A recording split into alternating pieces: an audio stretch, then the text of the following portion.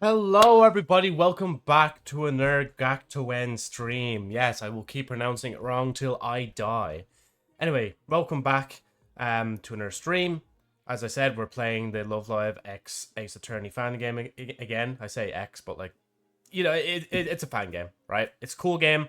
Gotta finish it. Literally last night, I was I was going to basically just stay there, but it's like, bro, I just can't think of the answer right now. Just like, that's it. I just could not think of the answer. So sit back, relax. This could be a short one. But honestly, I do have a plan B. My plan B is that it will probably just end up, I'll probably end up just Pokemon shiny hunting in the game itself. So, oh, I just put that in twice, and now it's now it's going to come up twice. Oh well. Right. Anyway, I'll just make sure everything is ready. I do have my coffee liqueur ready. I'm just gonna make sure this is saved as well. This is the thumbnail. Actually, I'll show the thumbnail in a second. You can tell I'm sick of this shit just because of the way the thumbnail is. Where is it? There it is. You can tell I'm sick of this shit by now. It's like there's no way like we can't be done today. Like this has to be it. And if this is not it, bro, like how? Like late no. Well, you're still here anyway, so you know. Welcome, man. How's it going? Let me just X that out. By 1 minute. Yeah, no, you're right by that. By basically a minute, like. And is that like from Twitch themselves, or would that be from the? I'm assuming, yeah, it has to be from Twitch, right? Because I think in the Discord it's instantaneous, or near to it, like. Why is it saying? Wait, wait, no, you're watching that through Twitch. Oh yeah, through Twitch. Yeah. Through Twitch, yes. Yeah, no, I am live on Twitch. Why? Oh, there we go. Now it's a restream there for a minute was saying I wasn't going to Twitch, but then it's like, how the hell are you chatting in here if it's not through Twitch? Interesting. And then if I just do one last one, there we go. Right, as I said, we are literally at the fucking end of the game. Like, we are, no joke, we are literally at the end. We have to be at the end. And I just couldn't, like, I literally just ran out of time. Like, I just couldn't keep going. Like, bro, my brain was just like... No, it was more like... the whole time, like... So. Let it switch. Let's continue. 2046. That's 58. Load from here. I need to fucking wise up, man. I actually need to wise up. This isn't even funny, man. We're literally here at the end, and I'm still, like, still fucking up, like. Apparently, Windows now makes a sound when you turn your display on or off. What, like Windows 11? I honestly didn't even notice it. Usually I'm away from my computer when I turn it on, like. I have to listen out for that next time. Oh, man, imagine, like, yeah, Windows 11. Imagine if they just made, like, a sound just like the Windows 7 one. Bro, that would bring me back, like.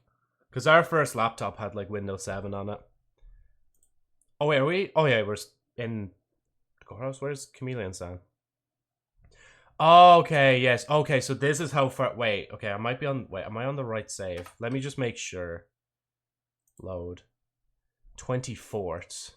24th, second, 25. 1958. No, I'm an idiot. I'm not on the right... I'm not on the right save. Let's try that again. That's better. I was wondering where she was. Yay, Funhouse. Because Mary can't just have a core house. It has to be Mary's Funhouse. Do I do the... Yeah, fuck, I'll do the voices again. Might as well. And we're back. Sorry for the wait, dear gallery. Or lack thereof. According to my sources, it has been reported that the stitching in the Uchichi costume has changed from from a backstitch to a running stitch. That would imply that the frame was removed at some point. And this claim was made by the defendant herself. She's the only one able to provide such information, but at the moment we have no definitive evidence that she's telling the truth. Who is the fake Chica? Well, you're about to see them, actually. They're shown here, like. But once you see them, I'll show them first, and then I'll explain. And that's why I told the witness to reflect on what's happened so far. We continue this trial if she confesses that she redid this frame stitching. We can continue, sorry. Fine, I admit that I had cut the frame out of the costume, but this doesn't change my position on the incident. So this is Kasane, I can't remember her second name. How we found her out is unironically through the Gamba, right? So in this, there's total of, hold on, 54 cards you can collect. School idol cards. I presented this, right? Notice the logo for Kanata and Haruka's old school. Then go to Chameleon-San's actual ID, and you can see it's the exact same one. And the photo the photo Yoshiko showed us was of actually, I think that was Shiriko's sister when she was younger, because it's a 4-year-old picture as well. And she wasn't wearing this uniform, or that one. So we kind of pieced 2 and 2 together. Eventually we found out her identity because of because of a bunch of trading cards. Literally, that's why. We found out because of a bunch of trading cards. The Gamba had actually an impact in this time.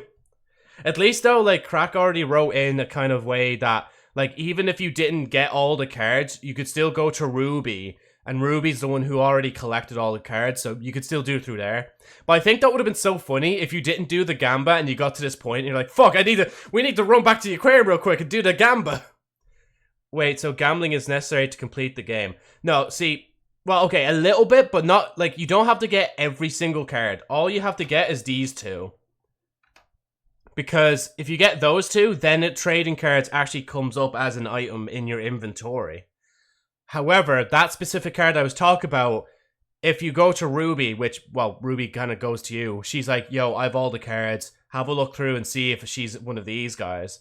And, yeah. So that's the way Crack wrote it in, you know, in case you didn't actually go for all the cards. Even though I kind of wish it in a little way that, like, you were like, actually, Ruby, I already have all the cards.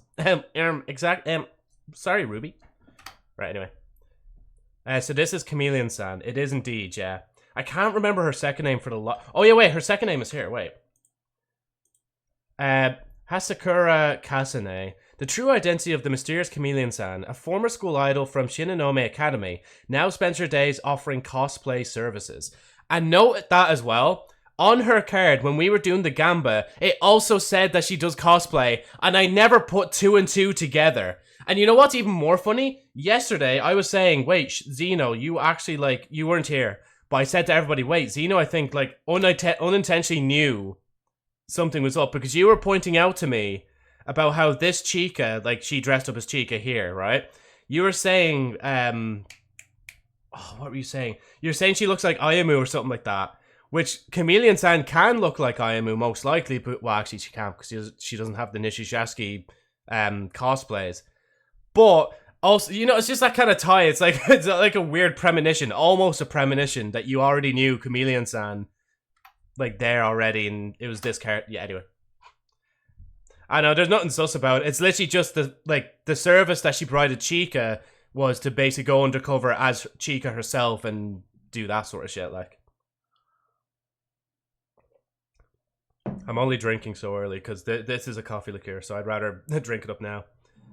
Yeah, the Sixth Sense was acting up again, yeah. I had no choice, alright. I was supposed to put on the costume, and I found that I couldn't. Only in hindsight did I realize that I could have probably left the shoulders unclasped. I tried to work it into my story, but you found me out. I didn't have time to do a backstitch, so I had to make do. Still, whether I took the frame out or not doesn't change anything. That's completely irrelevant to causing the sculpture to fall into the sea. You're not wrong. I can't see what this has to do with anything. Even then, the defense would like the witness to testify about the process of removing the frame, where she put it and when she was able to put it back in. How about it, witness? Will you do that for us? Wait, is it? Is the desktop audio fucking muted again? Okay, no, see, that's not even my fault. What the fuck is happening? That's 2 days in a row. OBS has disconnected the audio for some reason. Okay, hold on. I can reconnect it just here, right? And then just to check. Yeah, okay. No, the audio's coming through now. That is so annoying. That's literally not even me. Oh, you know, actually, I think I know what it is. I think if I don't close OBS by the time I turn off my computer, because sometimes when it's late at night, I just turn my computer straight off. I think if I don't close OBS first, it goes into the safe mode thing, or it pops up saying, hey, it didn't close properly, and then it's like, do you want to open safe mode or not? Then obviously I open it safe mode, make sure it's grand, close it, and open it again. I think it's something in between there. Maybe that's what's fucking it up. You know, actually, is my mic the right one? Whilst we're checking audio stuff, okay, my mic is the right one. That's still the same. Cool. But yeah, there's not, obviously, because you can tell, there's not much music anyway. You know what? Sure. I'll prove I have nothing to hide. I would have complained. Oh, about the no music, yeah. No, honestly, it's better off, like, that I have, you know, the audio, because imagine, like, going through it and, like, there's just no music. Do I even... Oh, yeah, there's the music source. Just gonna make sure... Well, actually, I don't need that to show up on here, because we rarely need the music, to be honest. Unless we're doing, like, Minecraft Hardcore again, which, you know what? I actually need to go back to that. Even just, like, one stream where we just shoot the shit, I just talk a lot, and then just play Minecraft in the background, and finally die in that hardcore world. Dismantling the costume. I quickly found out... Also, remember that time when your mic was disconnected, or it dies? Yeah, it just happens quite a bit. You know, honestly though, for some reason with the mic, it usually, like, it's when I'm gone for a long time, that's when it actually disconnects. Usually the fix is literally just plugging it back in and out again. Sorry, I noticed the mic was droopy there for a minute. We were Spirit of the North. Oh yeah, that game, yeah. Oh, that's quite a long testimony. Yeah, I'm trying to keep it brief. Hope that was good enough. Keep it brief? In that case, she's implying that... Wait, do we have... Oh, okay, yeah, so we already have that. Okay, so we're literally... I should have read all that. Why the fuck did I not read all that? Keep it brief. In that case, she's implying that she left out a lot of information, right? And that probably is the case. I'm almost certain that she went and knocked the sculpture off at some point during that time. But when? You'll probably have to get her to elaborate on what she's talking about. The witness has stated that she did not see the sculpture. It's also clear that she did not interact with it at any point. I'd say this testimony is the last one we'll need. There's clearly no contradictions left. Even the defense must admit that the testimony was watertight. Even if that's the case, I intend to dig a bit deeper. There must be additional details to some of these things that she said. You want me to elaborate on what I testified about? Which part exactly? Well, I'm not sure right now. Basically everything. But I'll probably ask you to add more information to your testimony, so be prepared. This testimony is already quite long, so let's just have one statement added at a time, alright? Fine by me. Seems like I'm gonna have to do some pressing, but on what? I might have to give everything a try. Cross-examination! Hopefully the finale, finally, this time. We have, like, so much time today, so hopefully we actually finish it, like. I quickly found that the Uchichi costume wouldn't fit me. Since I was tasked to wear it, I figured that I needed to make it work somehow. Actually, I should just, like, press immediately and then reread it from there, like. Your task was primarily to guard the sculpture, while dressing up as Uchichi was part of it. I think you could have gotten away with leaving the costume out of it. I mean, I know that now, but at the moment, I wasn't given very clear instructions on what to do. According to Yo, I was just supposed to put on the costume and make sure nobody enters the observation deck. She never said anything about a sculpture. Maybe if she wasn't in such a rush, she could have afforded to give me clear instructions, but it's too late now for regrets, I guess. You know, I heard once that there's this guy called Agent Monkey 009. He kind of bullies a streamer named Joe's Night Flyer quite a bit. I wonder what's up with that. Hey Agent, how's it going? Just like, just trying to like nonchalantly just write it in. Hello, bald boy. Defense, do you think this is important enough to add to the testimony? Yes, we add everything to the testimony. That's how we're doing it. Yes, Your Honor, this statement might be important. Okay, Chameleon-San, please update your testimony. Sure, here you go. Like I said, I had only been told to wear the Uchichi costume and guard the entrance. I didn't even know I needed to guard a sculpture. So yeah, can I push on it again? Is there a point in pushing on the same thing again? Yeah, it's the same one. Like I said, I had only been told to wear the Uchichi costume and guard the entrance. I didn't even know I needed to guard a sculpture. I swear I already did this yesterday, but imagine if it worked. Wait. Oh no, it doesn't, never mind. The defense believes that this evidence contradicts the witness's statement. Really, I don't see why though. Maybe I'm wrong. Can you spare me the penalty? Okay. Oh, fuck, it crashed again! No! Crack! Where's Crack? Okay, I'll put this up on the screen for Crack later. I found I found another error. Save. Let's see. Save. Yes. Just for reference, by the way, what I'm seeing on the screen is the Crack addict screaming for crack. Wait, shit, where'd it go? Pictures for videos. Ah, there it is. Crack of the future, if you're looking back on this VOD, this is what happened. There's another error here. Also in the chat, 22:42, in case you want to see the exact time it happened as well.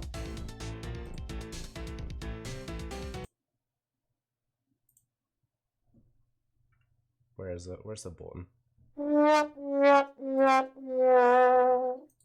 You know, even if I know, like, I'll get it done today. It's just like, the universe is literally against me trying to finish this now.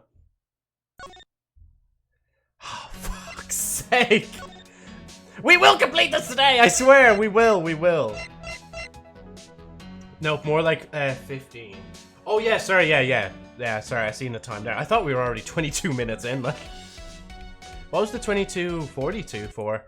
Or is that your next prediction of when another, like, crash will happen? I thought it was gonna happen there, to be honest. Right, okay.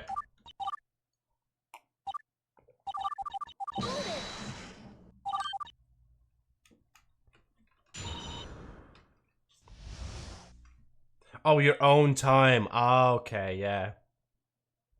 What drug addicts does to people. What drug addiction, sorry. Oh. Crack! Where's Crack? Just oh my god, no, you even left out you've left out the rest of it as well, like. Oh. Crack! Where's Crack? Anyway.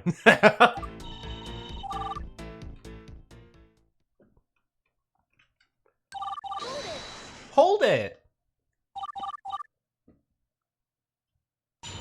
Cross-examination.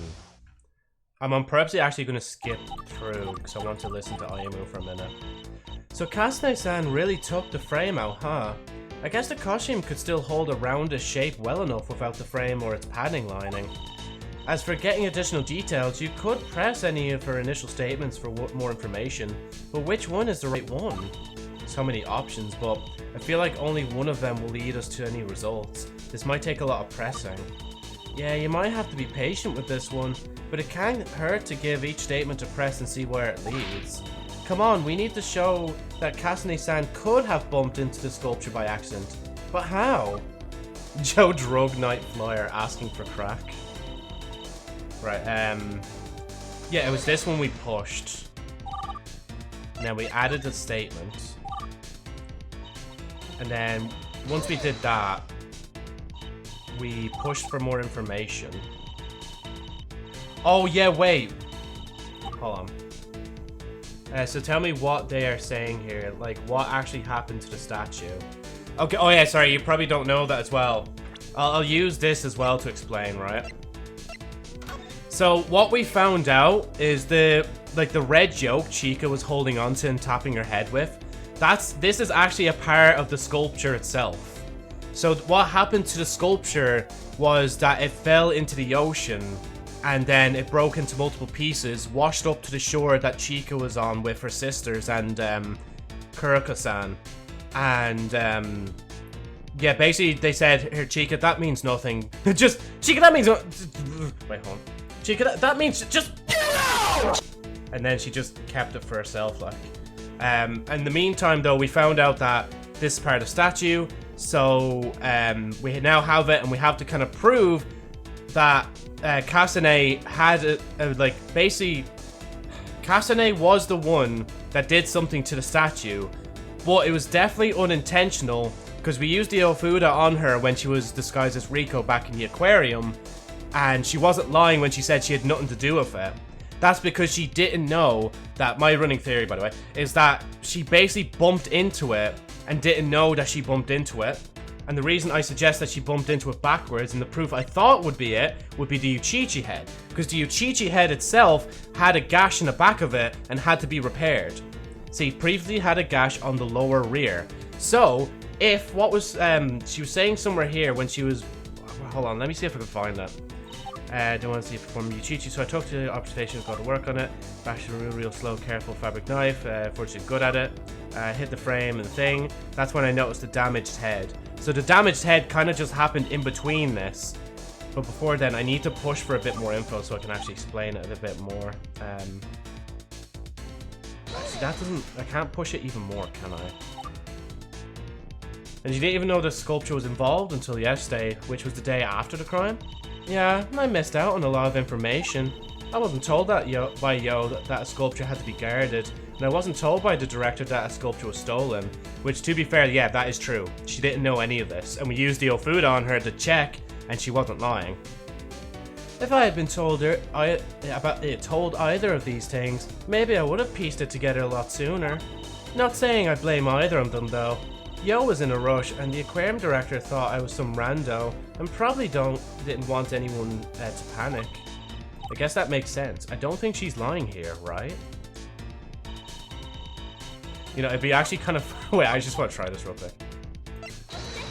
No, okay, it's definitely not that. Imagine if it was.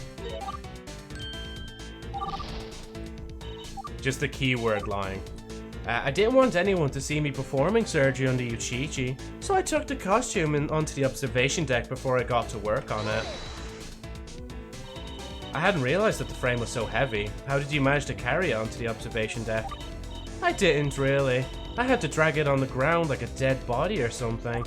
A dead body? Do you really have to describe it like that? Fortunately, the ground was relatively smooth, so it didn't damage the costume. Must be all the seaside weathering. Anyway, I didn't want anyone to see me dragging Uchichi along the ground, so I constantly kept a lookout to make sure that nobody was looking at me funny. Wait a minute, if you were dragging the costume, then you had to have been walking backwards, right? So that's how you kept an eye on the surroundings? Yep, I just inched backwards until my butt hit the fence around the observation deck. That way I knew when to stop. So let me just add on there, this is the quote I was looking for, right? The reason I say that she bumped into it accidentally and damaged the head is because she was walking backwards, didn't know she was going back into the fence until her butt hit the actual fence itself. But by that time, she probably didn't notice the damage on the Uchichi head, because the Uchichi head itself is massive enough anyway. So, probably a piece of the trident stuck into the back of the head, like, briefly before it, like, fell off, like. Something wrong in this, my sixth sense. Maybe so, yeah. So no head. Defense, do you think this is important enough to add to the testimony? Of course, we add it all to it. Yes, Your Honor, this statement might be important. Okay, Chameleon-San, please update your testimony. Sure, here you go. Like I said, the frame was heavy, so I had to drag him onto the deck. I pulled him backwards onto the deck until I bumped into the fence.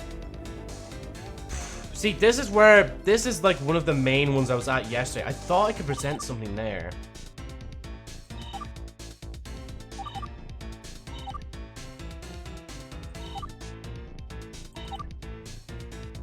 Onto the deck. I pulled him backwards onto the deck until I bumped into the fence.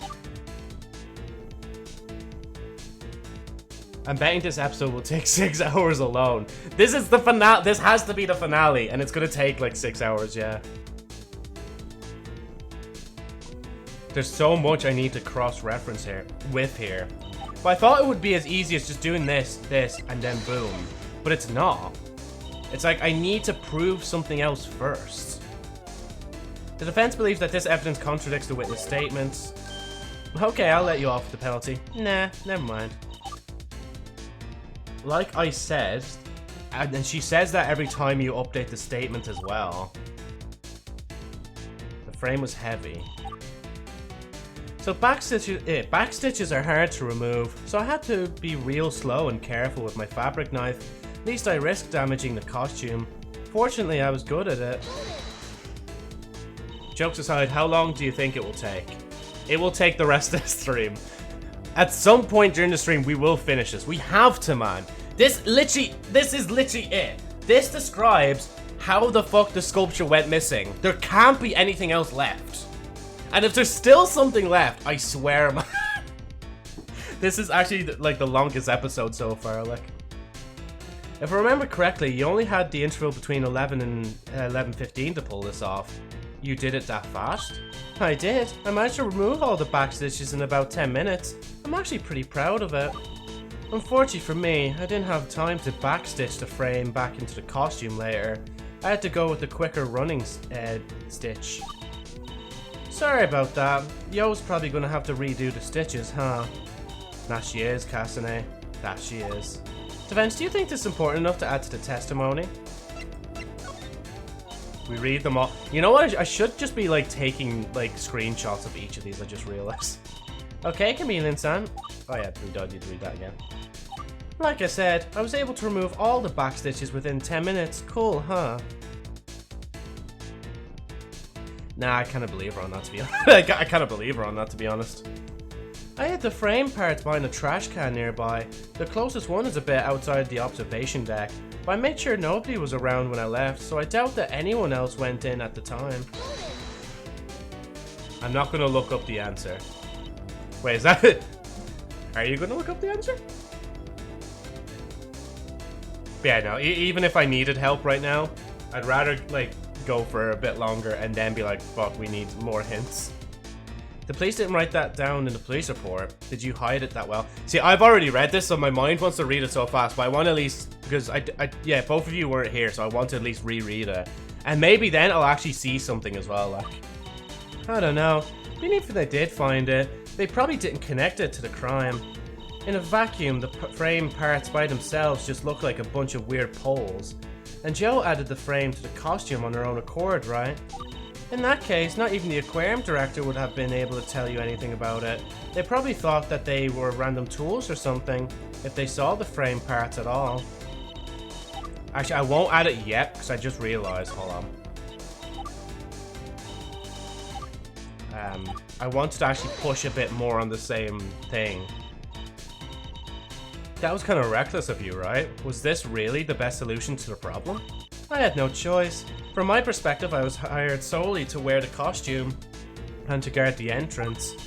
There must have been a reason Chica needed me to act as her, right? Even though I wasn't the right person for the job, I had to make it work. I just didn't want to believe that I had accepted a job that I wasn't prepared for. Not again. I had to make it work somehow. Not again. Can I push on that by any chance, actually? Is there any... Wait, can I push on that? But then again, we don't have that photo. Okay, wait, Joe. So, she didn't want to fail the job again. But I think that's more of a hint from the overall story. Like the L2D or LD2 incidents. So maybe not. Wait. No, okay, never mind. This is just my suggestion. Think about which evidence. See, that's the thing. The evidence I want to present is the Uchichi head. Because it has the gash in the back of it and would make sense. Anyway. I hit the frame part to the trash can nearby. Oh yeah, sorry, we already read that. So let me just go back to the point. Yes. Add it. Like I said, the frame was nondescript. Just like a bunch of metal poles. I'm sure the police simply thought they were random tools or something. Why do you think having a gash is contradictory? Well, no, it's not that it's contradictory. It's that it kind of lines up the fact that she was moving backwards. And she would have noticed the gash in the back of her head until she took off the Uchichi head when she was doing up the stitching for the costume to... Well, sorry, no, when she was uninstalling the frame from the costume. A bunch of poles? The frame didn't come out in a single big piece. No, there were several bits on the frame similar to the shoulder fasteners that came apart fairly easily, although you'd never be able to take it apart by accident. Once disassembled, the parts are completely unrecognizable as the skeleton of a mascot. Imagine a bunch of bendy tent poles or something. Who's going to look oddly at a bunch of discarded tent poles? Nobody, I'd say. A pile of metal in the corner won't really draw any attention if anyone sees it at all. I suppose this isn't too outlandish to believe, I think.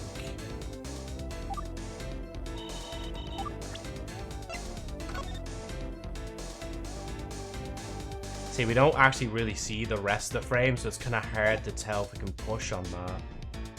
And there was one other piece of evidence I was going to think about the police report. Because see, the duffel bag was found near the scene of the crime. So would they not have reported about the poles being in there as well? No, never mind. they didn't. Wait, what number was that? Shit, I can't remember which number it was. Well, we'll find it again. Sorry, yo. Failed at the last second, Joe. Retry.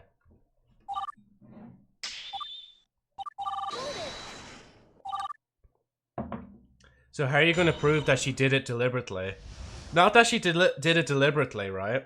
The fact that she did it by accident. Because as I said, Fuda, like when we asked her directly, did you have anything to do with the disappearance of the sculpture? She said no. Or yeah, she said no. And the Ofuda said like, well, didn't say that she was a liar.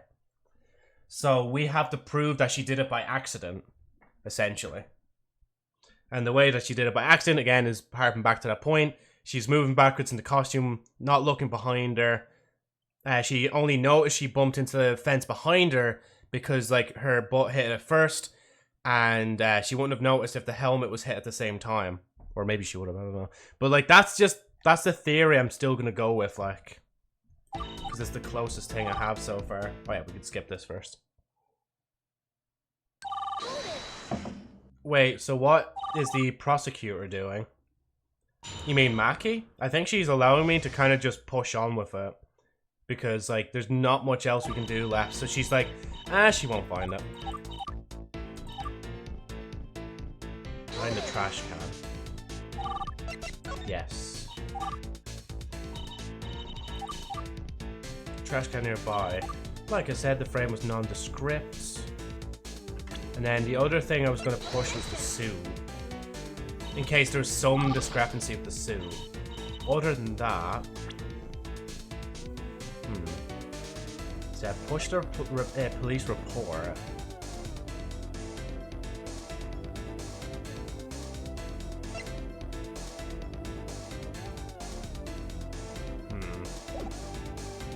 Nope, like, is Kasane being accused that she did it deliberately? Well, okay, hold on, let me think about what we're actually doing here. So, Kasane, like, she's been found out that she did replace Chica. She was in Sea Paradise, Chica wasn't here.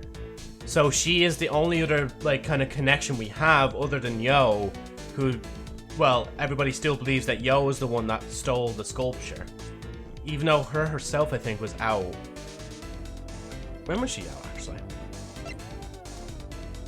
That was till 12. I think that's what I said. Yeah, she was out till 12, so it still couldn't have been her. Kasane did that in 10 minutes. Well, okay, wait. What she did is she was replaced and she was pulling the costume. And by that time, she bumped into it. The sculpture would have fell in the ocean. She noticed the gash in the back. She ran to the employment area to try and fix the head. And by the time she came back, so on, so, yeah. So we have to convince that you or Kasane did it, didn't do it. We have to prove that they both didn't do it. We have to prove that Yo didn't steal it. And we have to prove that Kasane didn't steal it either. Well, actually, we don't even have to prove that it wasn't stolen because we have a piece of it right here. And, so, like, whatchamacallit? What we have to prove is that Kasane basically didn't do it on purpose and Yo didn't do it on purpose. She didn't, like, push it into the water or whichever, like. Let me keep going. That's when I noticed the damaged head. So I left the observation deck. You know, actually out of curiosity, can I just do that? Like, can I just do that? No, okay. I just wanted to push that first. That's when I noticed the damaged head. So I left the observation deck. The aquarium director stopped me when I returned, so that's when I picked up the discarded frame from behind the trash can as well. If I recall correctly, earlier you said that you waited for the police to move your bag to the lost and found, right? Right. All my tools were in my bag, which I had stupidly left on the deck, so I waited to see if they would bring it out. Fortunately, the director eventually did so, and I was able to get the frame back in the costume. It took maybe half an hour to reset everything. Wait. How did the frame jump from being in the bin into her possession? She didn't explain how she got the frame. Right? Like I said, I carried the frame... Oh, okay, never mind. She's literally explaining it here. I carried the frame back to the staff area where I left the costume, and the director soon brought the duffel bag to the lost and found.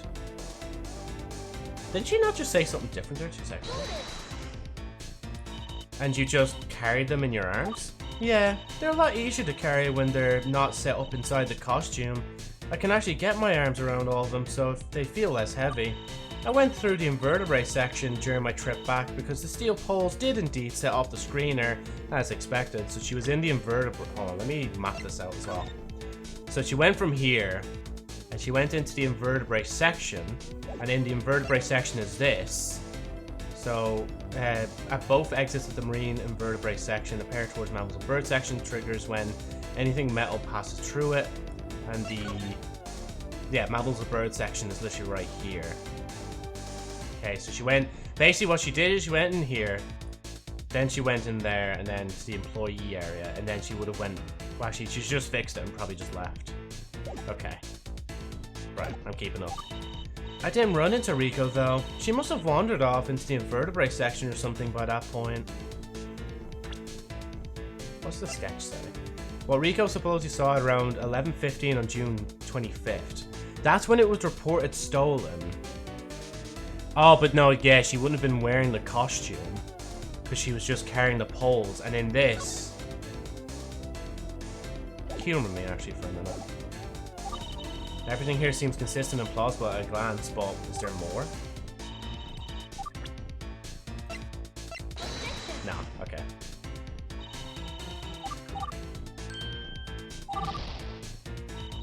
But then again, yeah, why would she lie at this point? There's not really much point in her lying because she genuinely doesn't believe that she did it, like.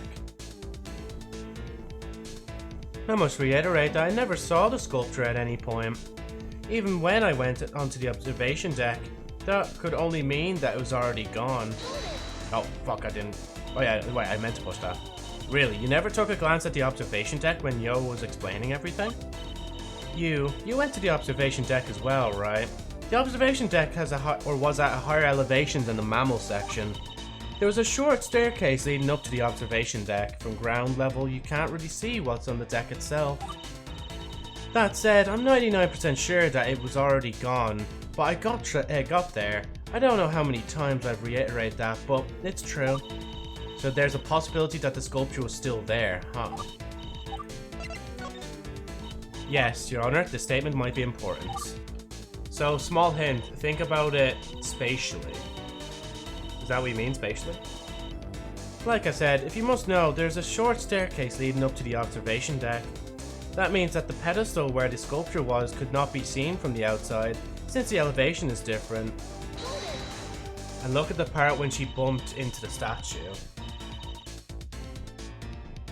Or at least bumped into the fence, yeah. I'm assuming that after your modifications to your Chi-Chi costume on the observation deck, you put it on and stepped off. Like when or how. Like when it would have went missing. And she wouldn't have noticed it gone missing during that time either. Since the head has no eye holes and you were walking solo, were there a risk of you tripping and falling down the stairs? No.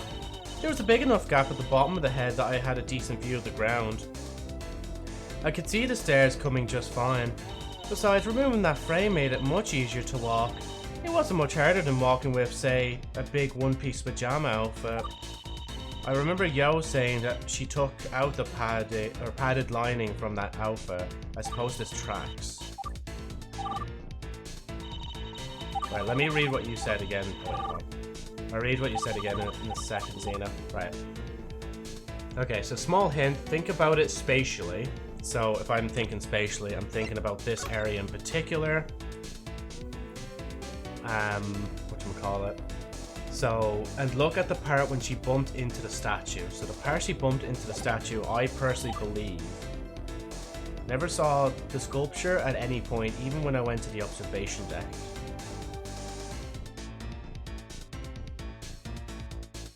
So she would have already bumped into it by then. That's when she noticed the damaged head, so she left the observation deck. The aquarium director stopped me when I returned, so that's what I picked up. That's when I picked up the discarded frame from behind the thing. So if she went back to pick up the frame as well, she wouldn't have noticed it there because it was already gone. So I hid the frame parts behind the trash can nearby. The closest one was a bit outside the observation deck. I made sure nobody was around when I left, so I doubt anyone else. And then right after that, she noticed the damaged head. So it would have been around that part, right? So, like, when or how she bumped into something. Yeah, she bumped into the fence itself. Without seeing it, yeah. But my thing now is making sure... Because there's two versions of each text in here. There's 6 different lines, but there's technically 24 different lines that she's telling us here. 24 different paragraphs. Or 12 different paragraphs. And I need to give the right evidence, which I do believe is still the Yoshichi head, but still. So could the thing be the statue? Like the yoke, yeah.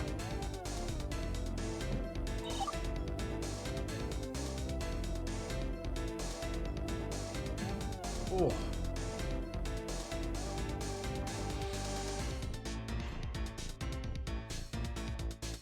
Trash can. Closest one was the outside the observation deck. Sure nobody was around when I left. And see, it still makes sense because she did put the frame back, because when Yo was wearing it when we first met her, she was still wearing the frame as well. So let's get a full account of what happened when she actually entered. So when she entered, well, it doesn't matter which way here she goes, other than the fact that she got to here eventually. Yo was here with her.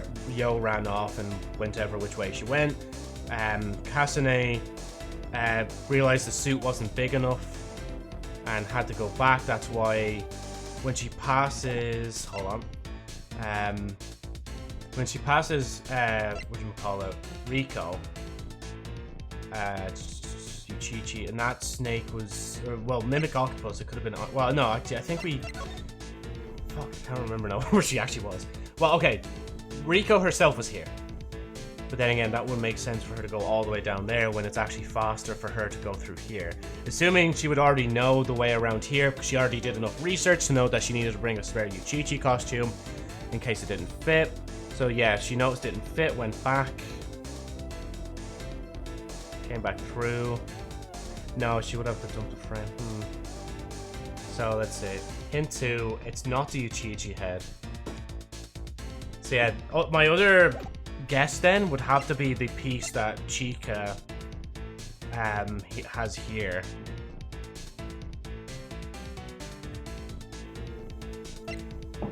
Or that Chica had. That's still so funny how she had that the entire time, like... Yeah, she's not lying, but still assumed something and used it in the testimony. You're thinking too far ahead. Right, hold on. We need to slow down a second. My brain can't keep up. Okay, so first hint was about thinking spatially. She bumped into the statue without seeing it. And it's not the Uchichi head. She's not lying, but still assumed something and used it in the testimony.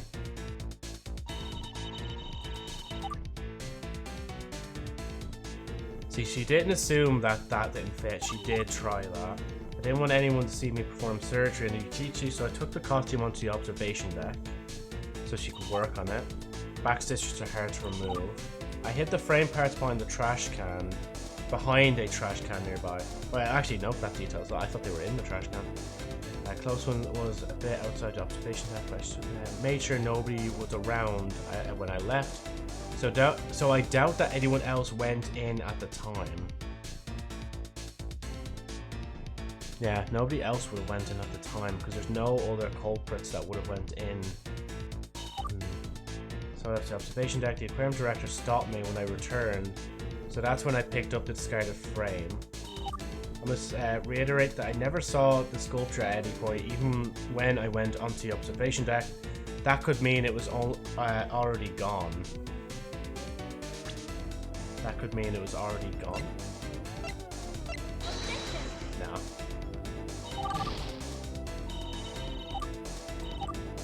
Like I said, if you must know, there is a short staircase leading up to the observation decks. That means the pedestal where the sculpture was could not be seen from the outside.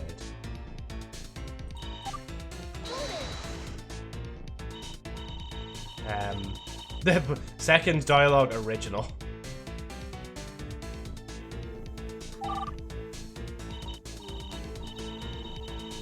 Right, let's see. So I didn't want anyone to see me perform surgery on Yuchichi, so I took the costume onto the observation deck. She would have seen it by now.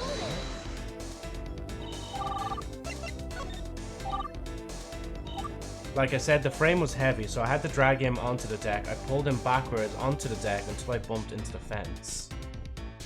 Think about it. You are trying to prove how she bumped into the statue, not that she did. But see, that's what I feel like I already... this is probably going to be edited, but we can always get back to it anyway. Just present that. But yeah, as you said though, we're trying to prove it. So let me get my like LP back up for a minute.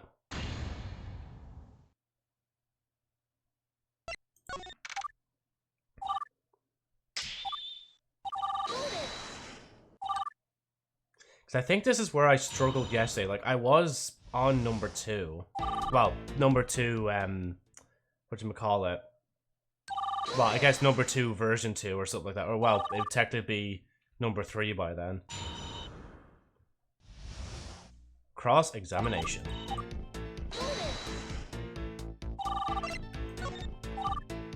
Right. Like I said, the frame was heavy, so I had to drag him onto the deck. I pulled him backwards onto the deck until I bumped into the fence. Unless I showed a picture of Teki Teki Reborn itself. What proves here? What do we have that proves that she could pull the frame back without looking back? And it's not the Yuchichi head either.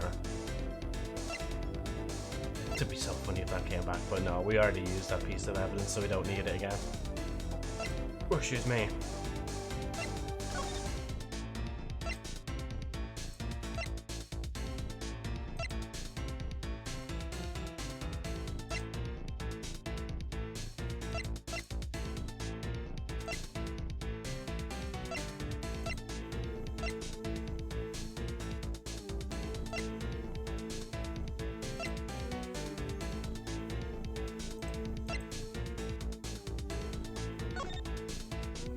I'm giving everything a good read. I say a good read, I'm a quick read, really. So it can't be that, because the thing.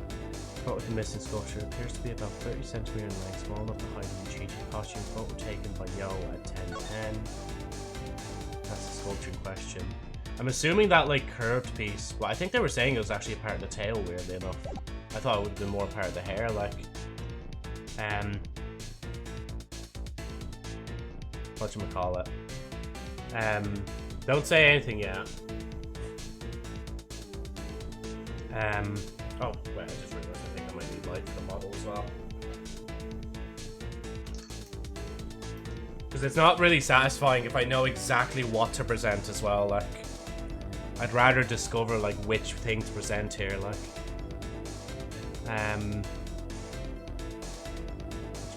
Okay, so think about it. You were trying to prove how she bumped into the statue, not that she did. Hint 4 and 3 are very important. Leave the rest to you in that order. So hint 4, push the dialogue. She's not lying, but still assumed something and used it in the testimony. And then hint 5, warning, too easy after hint 5. So she assumed... So she assumed that she bumped into the fence. What she bumped into was the actual yoke itself. So I've already tried that. I tried that, I tried the picture. There we go. Yeah, exactly. So I need to see, that's what I'm missing. I needed the part in between. Because I'm assuming there's going to be more things I need to present here as well. But this is the little part I missed in between before I could start talking about the broken piece and the Uchichi head. Assumingly. Thanks, Ina. Stop right there for a moment. You said that you had nothing to do with the disappearance of Hatsune Miku, whether intentionally or accidentally, correct? Correct. I would have noticed if I accidentally bumped the sculpture off the pedestal it was on. But at the same time, you said that you walked into the observation deck backwards. You did so until you bumped into the banister at the edge of the observation deck, right? Yeah. That's exactly what I did. Wait, did I read this already? Did I? Let me ask you one thing. Did you ever turn around to check what you actually bumped into? What are you implying? I'm implying this. Let's take a look at the map of Sea Paradise for a second here. Because, yeah, from the entrance, she said she was keeping an eye on the entrance as well, and she was backing up into it, like. Wait, Hatsune Miku? Yeah, no, sorry. I know it's the disappearance of the statue, but, like, I just think of the song, The Disappearance of Hatsune Miku. Take a look at where the entrance of the observation deck is. It's near the invertebrate section, if you didn't notice. I've also added the location of Teki Teki Reborn to the map. Its pedestal is found near the entrance to the observation deck. You know, I never even thought to use that as well as a point to think about. Let's imagine for a second that Chameleon-San dragged the Uchichi costume straight back into the observation deck, not stopping until she hit something. Oh my god! If that really happened then she wouldn't have bumped into the surrounding banister at all. She would have run directly into the pedestal that Teki Teki Reborn was resting on. So you're saying it was at that point that the witness knocked the sculpture off? I am, Your Honor. Let's think about this for a second. If Chameleon-San backed into the observation deck, then that means she wasn't facing the pedestal where Teki Teki Reborn was. After all, she was watching to make sure nobody was seeing her dragging the Uchichi body. That would explain why she never saw the sculpture. She wasn't looking in that direction. And then she bumped into the pedestal. If she did look at the pedestal afterwards, the sculpture would have already been gone. It would feel like the sculpture was never there at all. That can't be! She really never noticed that she ran into the pedestal instead of the railings? Dyslexic Joe. What, is that the Hatsune Miku part? Stop right there for a moment. Yeah. You said that you had nothing to do with the disappearance of Hatsune Miku, whether intentionally or accidentally, correct? I feel like I need to make that into a clip where when I say the disappearance of Hatsune Miku, the song just plays after it, like.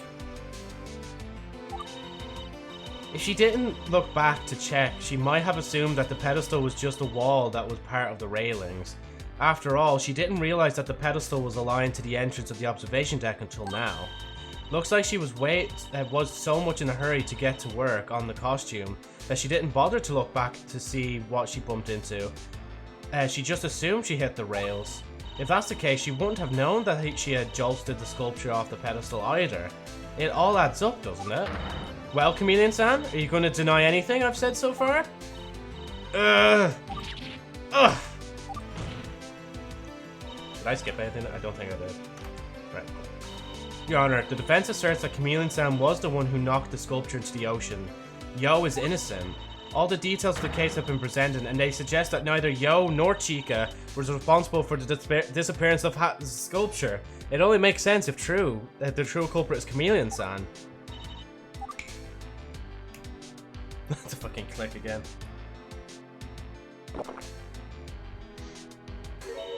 And that's impossible.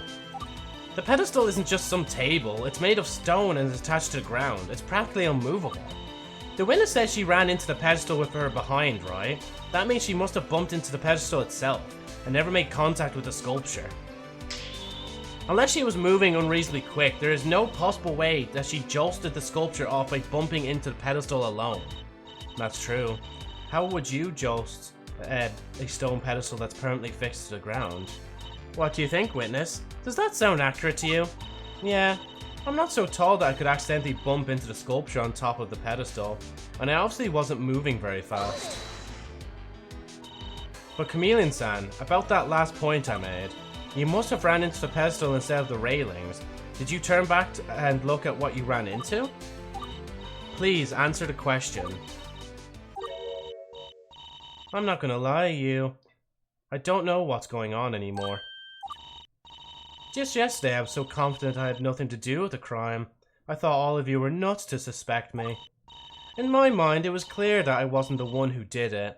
I believed I was innocent. I knew I was innocent. It was as if all of you were conspiring against me. That's what I honestly believe. I was given 2 tasks, and both times I was treated like trash. First, a collaboration with Yohane. That was the collaboration that Yoshiko ultimately deleted. I was hired to just be a damn servant. I felt humiliated. There's no way I would endure the whole stream like that. I stormed off. And then I got the task from Chika. I was given terrible instructions for both her and Yo, the aquarium. Yes, I refused to believe that I had let myself accept another task that I would hate. I simply couldn't believe it. I had to make this second job work, despite what awful circumstances imposed imposed on me. And that's why he decided to conduct surgery on the walrus costume, even though it was such an unorthodox and risky move to do. Yeah, I believe that there had to be light at the end of the tunnel. But then I came aware that a crime had occurred, and you were suspecting me of being the culprit. In my mind, though, the scenario was completely different. I thought that the rabbit hole went deeper. Deeper? What did you think it was? In my mind, it really seemed to me like I was hired to take the fall from the very beginning. You mean, you thought Chika hired you just to frame you? Yeah, I was hired to cover for someone by dressing as Yuchichi. It turns out that Yuchichi stole a sculpture. I knew I was innocent, but people suspected me anyway. What other conclusion could I have drawn? Chika made sure I was placed at the scene of the crime around the same time it happened. They even engineered a situation to disguise me as the culprit. I was appalled. They planned this from the very start. They did this just to make it look like it was me who took the sculpture. And the defense lawyer's in on it too? That's what I believed back then. And I was angry. I needed to save myself. And that's why I told the court that Yo had left the scene of the crime with a bag. That was during your testimony disguised as Chika, the one that was thrown out. So you lied to divert suspicion away from yourself? Yeah. I wasn't going to allow anyone to act like I was in the wrong. But everything's changed now, hasn't it? You mean regarding the idea that the sculpture was never actually stolen, and the idea that it might have been knocked into the ocean by accident? Yeah, time and time again you've opened up new avenues to suggest that it really was me who was responsible for this whole incident, which kinda sucks, not gonna lie. But like I said, nothing in this world is ever 100% certain. I'm perfectly willing to take full responsibility for the incident. Prove it to me, right here, right now. Prove that Chameleon-San was the one who sent Teki Teki Reborn to its watery grave. This is it, you! Just like Bijin said, you need to have someone claim responsibility for the incident, and now's your chance. Cham-chan? We at Mari's Funhouse highly appreciate your maturity. Please give us a testimony telling everything that you know, as detailed as possible. Everything I know, huh? Let me get right to it. Witness testimony, everything I know. When I bumped into the pedestal, I did shoot a quick glance back to see that I hit a wall and not at something else, but I had mistaken the pedestal to be part of the railing, and I only saw the bottom of it. I sat down on the ground in front of the pedestal and turned Yuchichi around so he was backside up with the head hole facing me. I opened up the back so I could get a clear view of the frame and all the stitching. I was too much in a hurry to check my surroundings further, so I just got to work on the costume right there. My bag was still hanging off my shoulder, so I took it off and placed it on the ground next to me. After I finished my work, I tried the costume on briefly. I put the body and head on, and I decided to do one last look around to make sure that nobody was around. Once I confirmed that the coast was clear, I got out of the costume and moved the discarded frame outside, behind the trash can like I said. When I returned, that's when I got my first good look at the pedestal. The sculpture was not on it, and I didn't know that a sculpture was even supposed to be on it. Last testimony, I'd imagine so, yeah. So that's your final testimony then? It is. Don't ask me for anything more because I don't have anything else to add. The witness's testimony leaves no opportunity for her to have accidentally knocked the sculpture off. The only way that this could have happened is if she knocked the sculpture off without realizing it. That was the defense's theory too, and we're going to stand by it. But there's no way to prove that, unfortunately. By definition, the witness wouldn't have, well, witnessed herself bumping into the sculpture to knock it off. Which means the defense is going to have to point out when exactly the collision could have occurred, if it did at all. Point out? Looks like you're going to have to press the statement that you think contains the moment that the sculpture was knocked off, so you have to be careful. I imagine you're going to have to explain what you mean, so you're going to have to be totally sure. But it seems like her testimony contains absolutely no instances where she could have knocked the sculpture off. If there were, she surely would have realized it, right? Maybe she's just messing or something. I wonder if there are any contradictions left in her testimony that could give us a hint. So with how much she wasn't aware of until now, that's a definite possibility. There must be something she's missing here. I might have to point that out directly with evidence first. It's just like with Emma, isn't it? She doesn't realize what she did, and I've got to show how our narrative is possible. It's time to show how this could have happened once and for all, not just to the gallery or Mari, but to Kasane herself. Final cross-examination! Everything I know.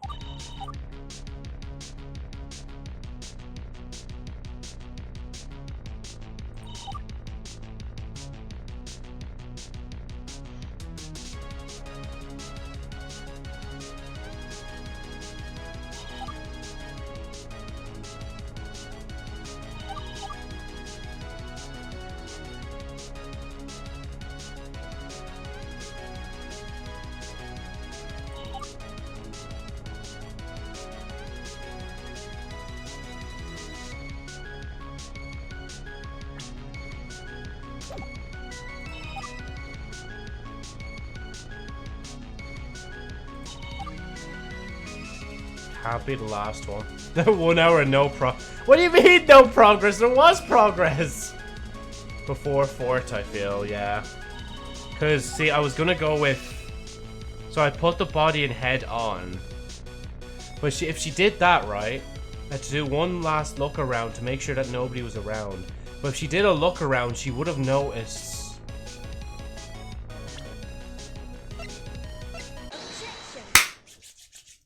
That's it.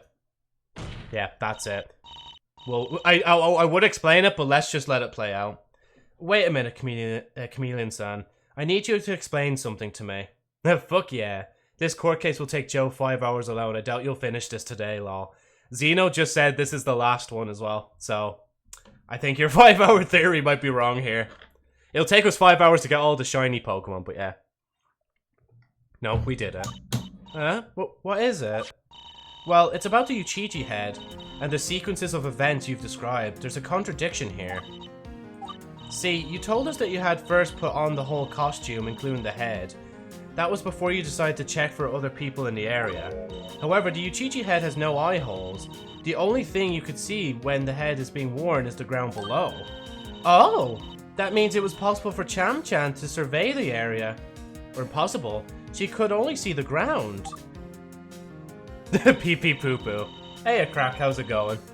You going for Pokemons too? Most likely, yeah. Yay, we finished. Also, hello, Crack. Exactly. So how would Chameleon-San look around if she was wearing the head at the time?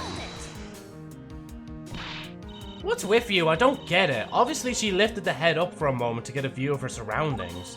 Is that really so hard to figure out? This is what you did, right, with this? Yeah, I think it goes without saying. And yet, this wasn't in your testimony. There's no, it goes without saying here. Why'd you leave it out? I simply forgot to include it. I'll add it to my testimony if you want me to. Okay, witness, please update your testimony to include this fact. After I finished my work, I tried the costume on briefly. I put the body and head on, and I decided to do one last look around to make sure that nobody was around. I did this by lifting the front of the head. Can I just present the head again? No, I can't present the head again. Fuck! We're not finished!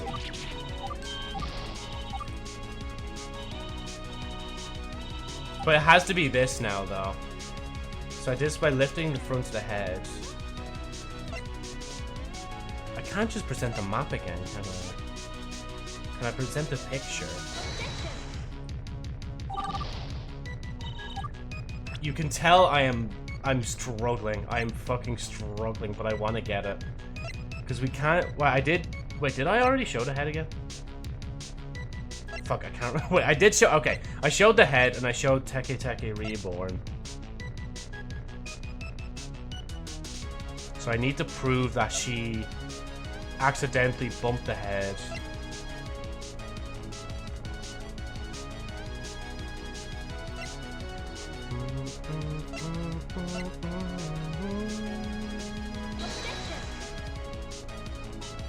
Present the body, please. Don't worry, we'll get back to here. See, it's between whatchamacallit, the map and the body. Because I don't think anything else really relates to it. Because obviously the costume itself was there, like. Wait, no, that came out wrong. Present the dead body, Joe. Do it. Right, we need to present the head again.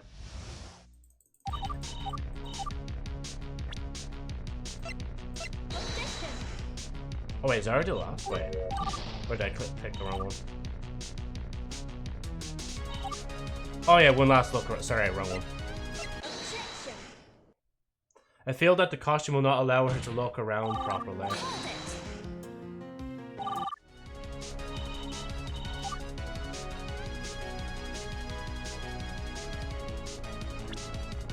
Okay, we'll go through both of them then. And then... No, not the body either. Okay.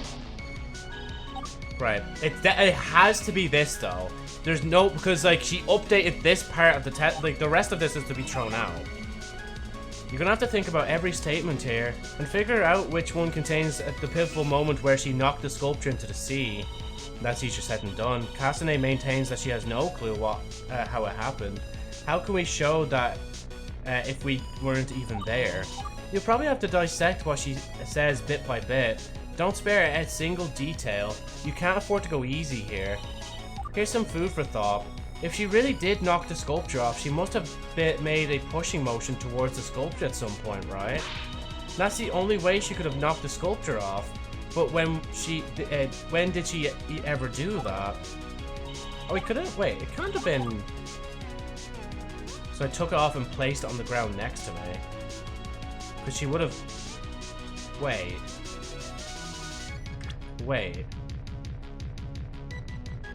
Wait, how do I say her bag though? Because see, I know it's on 4, right? I know we did thing, right? But it's just like how. Because that would be the pushing motion. That's the only time she did that, right? Unless she meant the pushing moment being the lifting of the head. Fuck, I'm confusing this for myself though. Fuck! The music's pressuring me. Dun, dun, dun, dun, dun, dun. Dun, dun, dun, dun, dun, dun. See, the duffel bag was found, but where was that exactly found? See, if I knew the duffel bag was found by thing, like, why is the broken statue chipped? Whatchamacallit? Because it was in the, like, ocean, it was in the water, so a lot of stones were flying around, I'd assume, in the water, like. See, that's the only other thing I could do. Isn't it? No, I've already done that.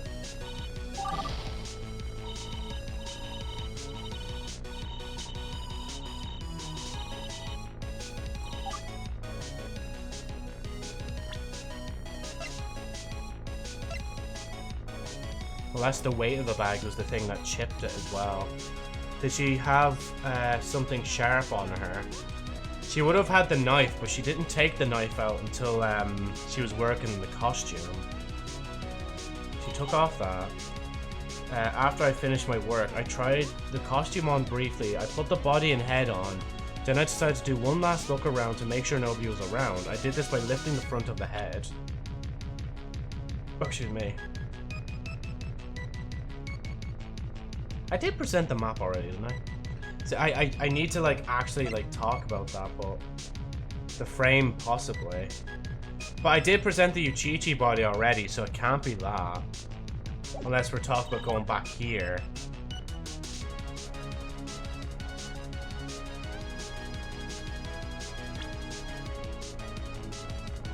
And she said the strap gel is there, but it can't go down. Wait, remember what Maki argued? How can she knock the whole fucking statue? Because the statue itself is only 30 centimeters. It's a light wooden thing, like. Oh, I'm sorry, just checking something. Let myself get distracted. That's the problem with having my phone on whilst I'm streaming as well. But it's just because of the soundboard, like.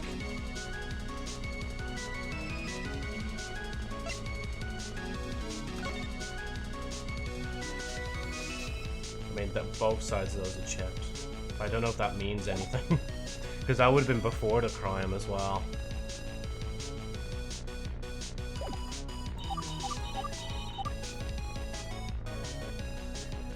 For a moment that she knocked the sculpture into the sea.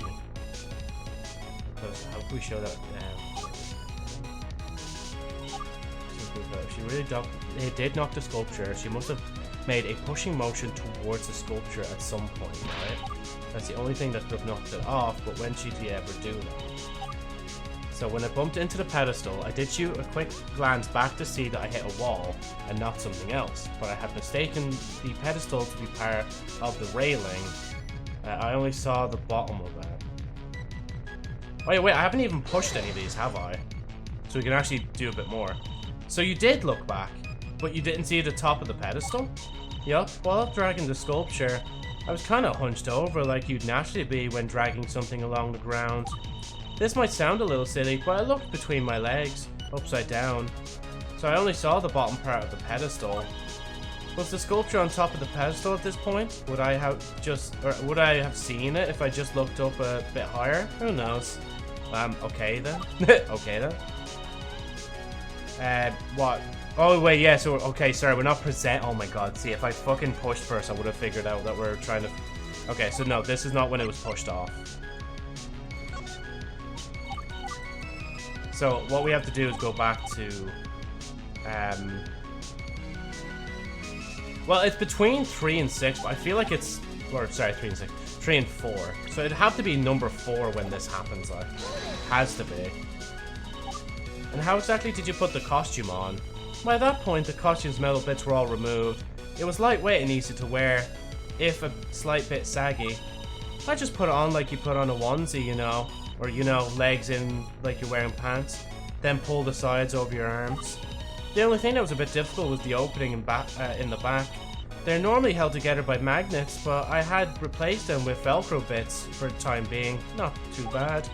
Anyway, I then put the head on, but I still needed to hide the frame, so I did one last look around to make sure nobody was in the vicinity.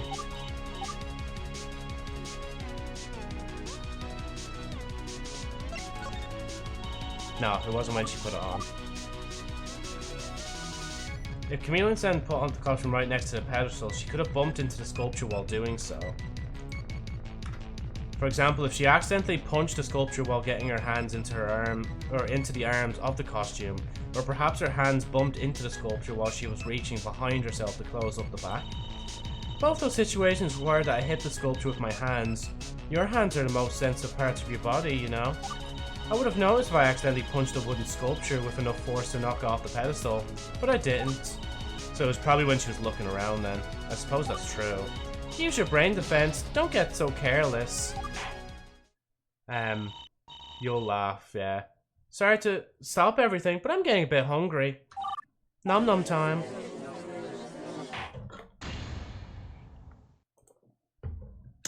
Right, I need to remember to do the exact same moments here.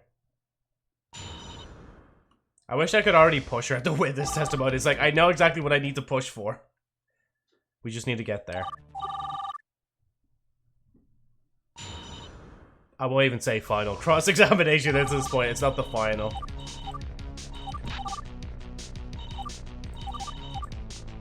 I put on the body head. We'll look around to make sure nobody's looking. Once we confirm close is clear. I'm still hanging up so I took out place down next to me. So we're pushing this and we're just saying the other thing. So when looked around.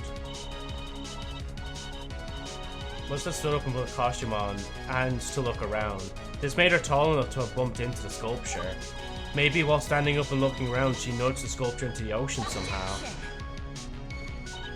And how on earth would she have managed to do that while simply looking around? Don't be ridiculous. I honestly don't know how that could have happened. Use your brain defense, don't get so careless. Anyway, Chameleon-San, please continue with your testimony. So once I got out of the costume, I got out of the costume and moved to discard the frame outside. So she would have taken off the costume, right? So she would have taken off the head. So how exactly did you take the costume off? The same way I put it on, but backwards, of course. I replaced the magnets on the opening on the back with some Velcro, so that wasn't hard to undo. Then I just pulled the arms out and let everything drop like an oversized pair of pants. After that, I picked up the frame and headed out. So I left the pedestal alone for a period of time. What do you think, defense? Is this when the sculpture was knocked off? But she never described taking off the head, did she?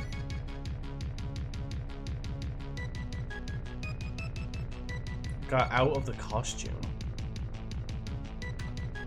Someone else did when Cassidy left. No, okay, we're not gonna say that. Nah. If Chameleon-San took the costume off right next to pedestal, she could have bumped into the sculpture while doing so. For example, if the costume grazed the sculpture while it was falling down, or perhaps her hands bumped into the sculpture while she was reaching behind herself to open her back. Well, for the first one, it's not like the costume was falling backwards. If nothing, it'd fall forward since the opening is on the back. As for the second thing, I definitely would have felt it if it hit the sculpture with my hands, but no such thing happened. I suppose that's true. Use your brain defense. I love how she's just like saying use your brain. My badge is still hanging off my shoulders.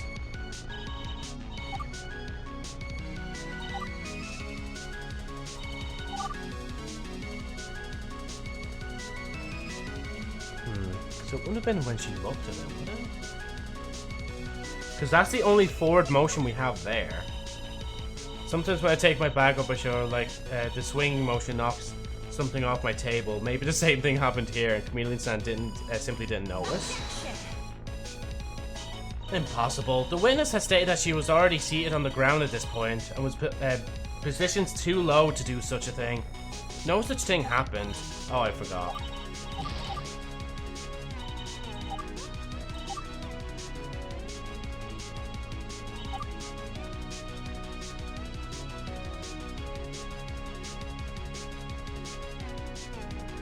As he argued then on this part, yeah, she did look back while dragging the sculpture. While dragging the sculpture, I was kind of hunched over like... while dragging the sculpture, I was kind of hunched over like you'd not... Wait, why is she saying sculpture here? Wait, did I miss something? So you did look... you did look back, but didn't see the top of the pedestal? Yup, while dragging the sculpture, I was kind of hunched over like you'd naturally be when dragging something along the ground. I think that's meant to say the costume. Yeah, typos, oops, noting this down. You know, I was kind of like, wait a minute, she just admitted right there! The sculpture! She did it! This might sound a little silly, but I looked between my legs upside down, so I only saw the bottom part of the pedestal. Was the sculpture on top of the pedestal at this point? Would I have seen it if I just looked a bit higher? Who knows?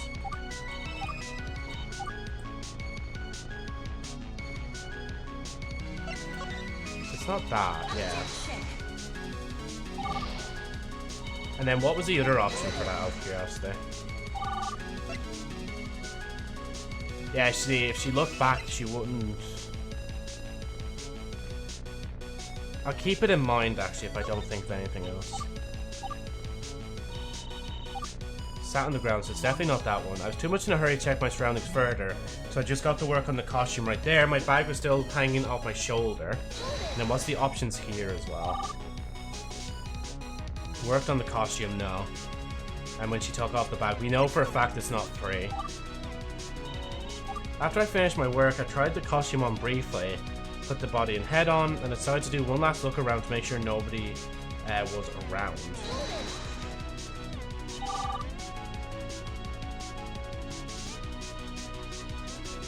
But she would have noticed it, right? I then put the head on, but I still needed to hide the frame, so I did one last look around to make sure nobody was in the vicinity.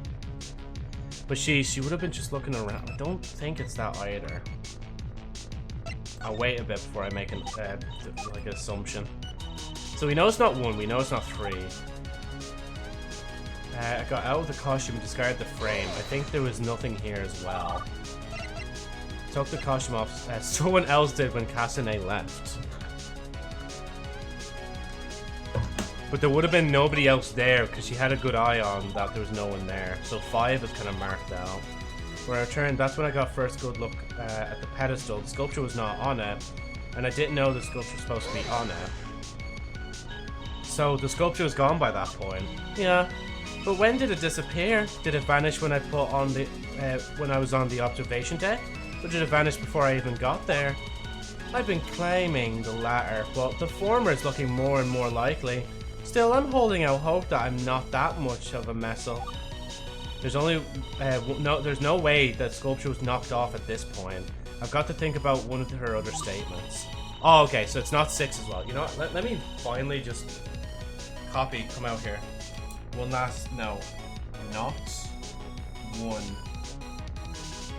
I think it was 3 and 6 or something like that. I can't remember. Okay, we'll go with the one that I thought it was going to be if I can find it again. Bumped into the pestle, so not 1. Sat on the ground. So yeah, it can't be 2 either. So we look at 2.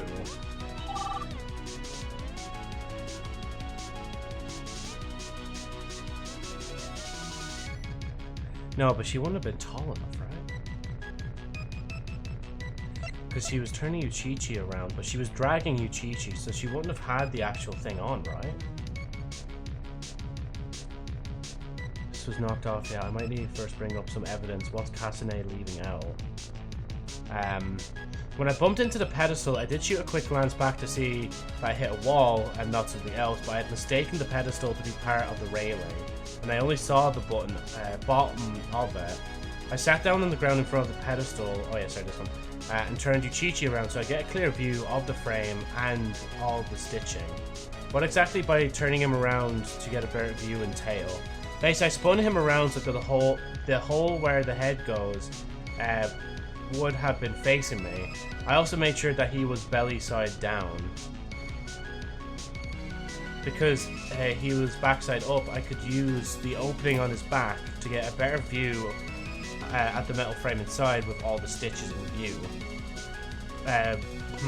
When was the sculpture knocked off, if at all?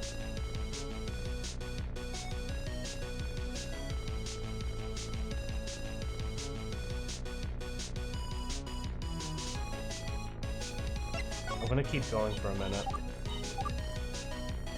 So I think I said it wasn't 3 as well, but I just want to confirm the options, that's all.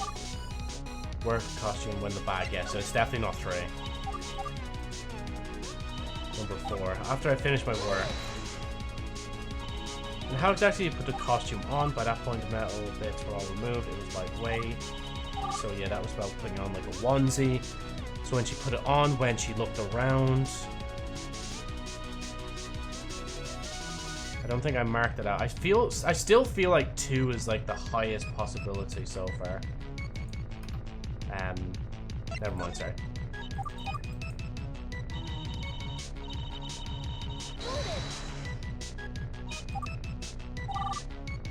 When Kasane took off the costume, I did that one. Someone else did when Kasane left, which I'm tempted to just say that, to just be like, fuck it, it definitely cannot be that, but sure, look it, go ahead. Say that somebody else knocked it off. I'm interested to hear what the explanation for this is. If Chameleon-San left the observation deck for a brief moment to put the frame away, then she left it unguarded for a period of time. Could it be possible that someone else knocked the sculpture off the pedestal during this short interval? The witness had just said that she checked to make sure that nobody was around. Even if somebody materialized out of nowhere, what reason would they have to go bump the sculpture off? I haven't considered that. You use your brain defense. Because now Yo is found guilty. Yo is probably the one that I've convicted the most being guilty by accident. Like, the best girl always gets everything.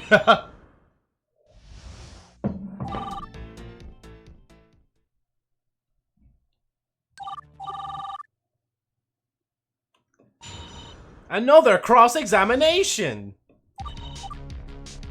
Yeah, so it's not 1. It's not 2. And then I didn't check 6 as well. I just want to double check 6's options. I feel like it probably is 2 and I'm just delaying at this point. It's gone. Oh yeah, wait. Oh yeah, sorry. It can't be 6. Oh, so it has to be 2. It literally, this is just... I've done every single other option. So it has to be in 2. So when she was turning... Because it would have been when she was sitting down. Unless she slid her back down the pedestal itself.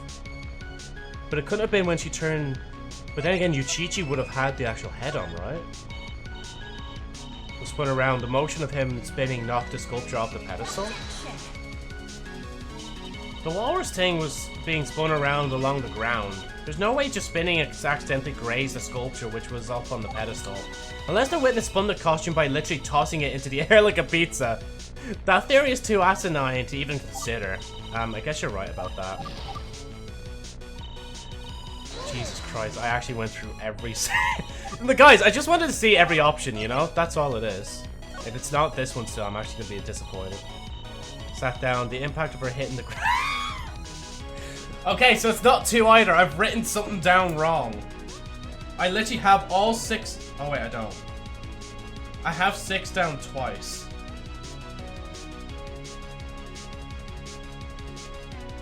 If my friend didn't gift me this mug, it would be thrown against the wall right now. I was so convinced this was the last one, that's why I did it.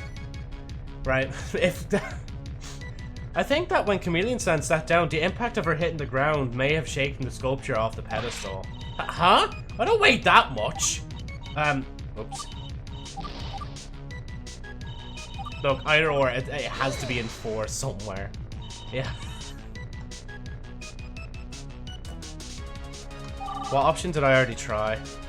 When she looked around, when she put on the costume. I already said when she put on the costume, but we didn't say that. Ah, here, you're kidding me.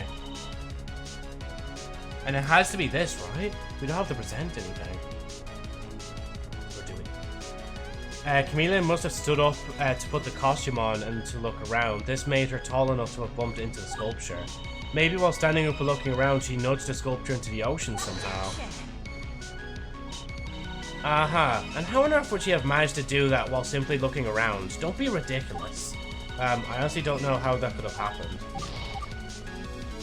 Okay, let me let me underline number 4, number 2, number 1 was fair, wasn't it? No, number 6 as well. We're back to the drawing board. 6, 2, 4. Number 1. Number 3. And then 4, I did half of that just there.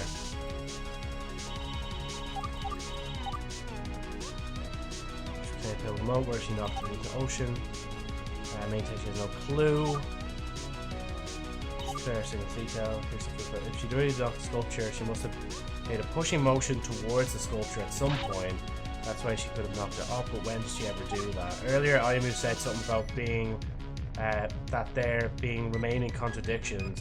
Could there still be something missing from this testimony? Maybe there isn't an opportunity to find how the sculpture was knocked off here yet. I might need to first bring up some evidence. What's Kasumi-san leaving out? Yeah, so that's probably why I thought mostly about the evidence than looking through thing.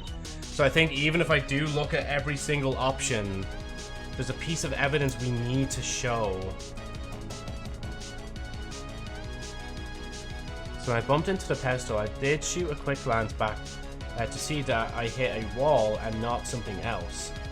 But I had mistaken the pedestal to be part of the railing, and I only saw the bottom of it.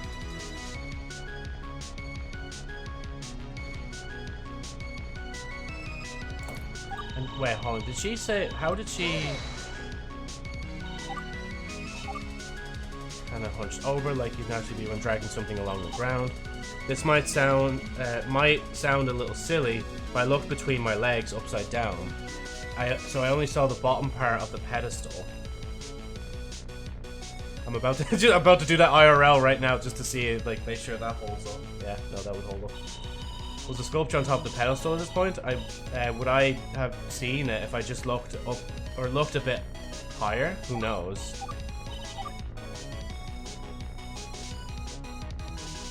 Well, yeah, if she was dragging it, so there couldn't be evidence that suggests this. No. And if she was wearing the outfit that Chica was wearing, yeah. Because I'm thinking it was like maybe the Uchichi costume. Or something that dragged down too far, she wouldn't, but she would be able to say, like... Throw the pedestal. You still there? No? Thank God. Wait, what do you mean you're still there? No, thank God. You mean I'm still... At the last part? I sat down on the ground in front of the pedestal. Wait, you are? I am, yeah. Because I have to present a bit of evidence first, and then... go from there, like, because there isn't enough in the testimonies to say what she did, like. Crack, why not tell? Because it's better for me to, like, figure it out myself than, like, for somebody to tell me it, like. I sat down on the ground in front of the pedestal and turned Uchichi around so I could get a clear view of the frame and all the stitching. Wait, I sat down on the ground. But didn't she say that she lied the thing down, like, thing? Just push the new dialogue after Uchichi had. Just push the new dialogue after Uchichi had? What exactly did turning him around to get a better view entail? Basically, I spun him around so that the hole where the head goes would have been facing me. I also made sure that he was belly side down. But he's not sat down then, right? But then again, there's nothing I can prove there, like. Do the hold it thing. What do you mean the hold it thing? This is the hold it thing, like. Unless you mean literally presenting, like.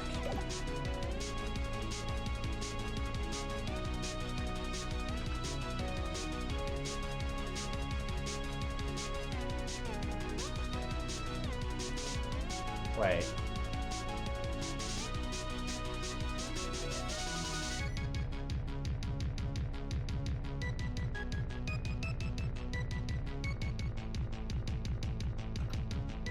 Hold on. So spun around. Basically, he was backside up. I could use the opening on his back to get a better view. All the stitches to view the weight of the frame in a hard to turn him around, but with a bit of elbow grease, I somehow managed to do it while planted firmly on the ground. So never mind that. On the fourth. Just do the hold it on the fourth dialogue after presenting the Uchichi head. So hold on. Let me make logic of this first before I do it. After I finished my work, I tried the costume on briefly. I put the body and head on. Then I decided to do one last look around to make sure nobody was around. Oh my god, I'm such a fucking idiot.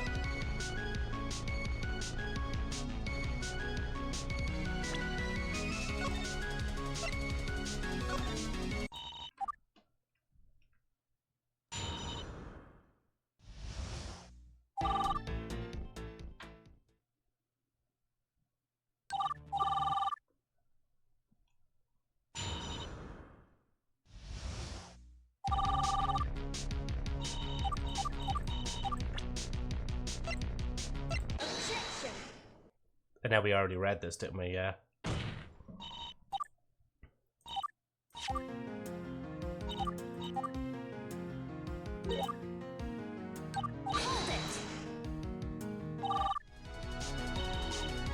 Alright. After I finished my work, I tried the costume on briefly. I put the body and head on, then I decided to do one last look around to make sure. I did this by lifting the front of the head. And then you could push and how exactly to put the costume on. By that point, the costume metal bits were all removed. It was lightweight, it felt a little saggy. So Wakase was looking around it. Well, we know it wasn't that. Wait, am I missing something? I feel like I'm missing something. Because wait, we presented the evidence. And I did this by lifting the front of the head. And it's in that moment when she, like, lifted the head. So it's definitely in there. No, I will try it. Hold on. Oh, but yeah, no, okay, now that we know it's like when she was trying on, that it is that now. I thought the option itself would change slightly. So it's like when Kasane put on the costume, or maybe, like, you know, I thought the dialogue would change a little. Right? Bump to the sculpture doing so, for example, if she accidentally punched the sculpture while getting hands, or perhaps her hands bumped the sculpture while she was reaching. Your hands are most sensitive part of your body, you know. Would have noticed if I accidentally punched a wooden sculpture with enough force. But hold on, it doesn't matter. It's in the fort one. It's in the fort one. It has to be.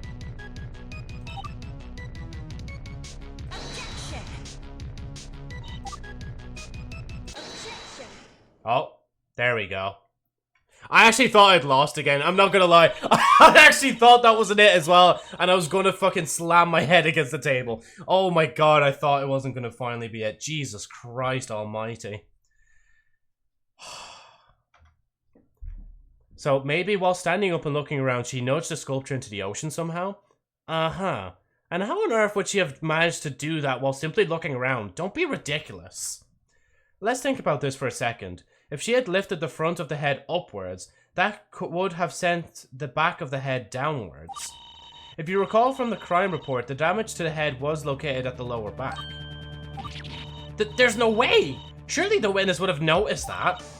Would she have though? Remember, she didn't directly touch the sculpture with her hands. She essentially just dropped the head onto the sculpture. It's highly unlikely that she would have felt anything out of place. Depending on the angle of the head it was dropped into the sculpture, or onto the sculpture, it most likely tipped it over into the ocean. Based on the fact that the bottom rear of the head was pierced, the head most likely landed on the trident, a perfect source of leverage to knock the whole sculpture over. No way! It can't be! Is this your final assertion, defense? Are you sure? Yes, Your Honor. This was the pivotal moment, when Chameleon-San dropped the back of the head down behind her. That's the moment when she took the sculpture down with it. And they're all chatting. Wow, the amount of people chatting. Oh, the gallery's real right up now. You can hear them chattering even in another room. Now you, keep on the offensive. Quiet down, gallery. Let's hear what the defense's full explanation is. Sit down. I'm going to give everyone a crash course on what happened, alright? According to Chameleon-San, she had changed into the outfit while right in front of the pedestal. After all, her testimony established that as her position. Since she must have been standing up to change into the costume to look around, that means that the sculpture would have been right behind her. And thus the sculpture would have been right around her middle back, just below the head. When she lifted her head to get a good look around, that's when it was pierced, yeah. That's when the trident of the sculpture pierced the back of the head. Honestly, I've been saying that for the entire episode, but to finally see it here is just so weird.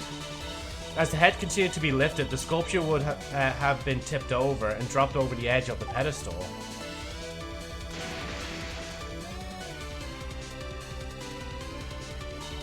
That's what happened, I'm sure of it.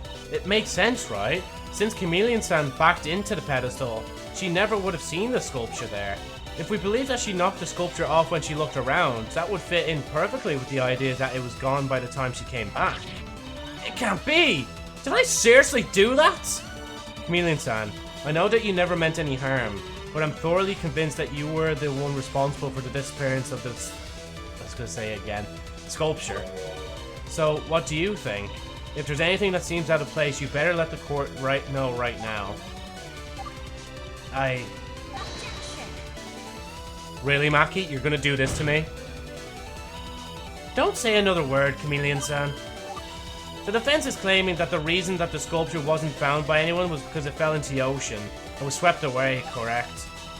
Yeah, that's why the police thought the sculpture was stolen.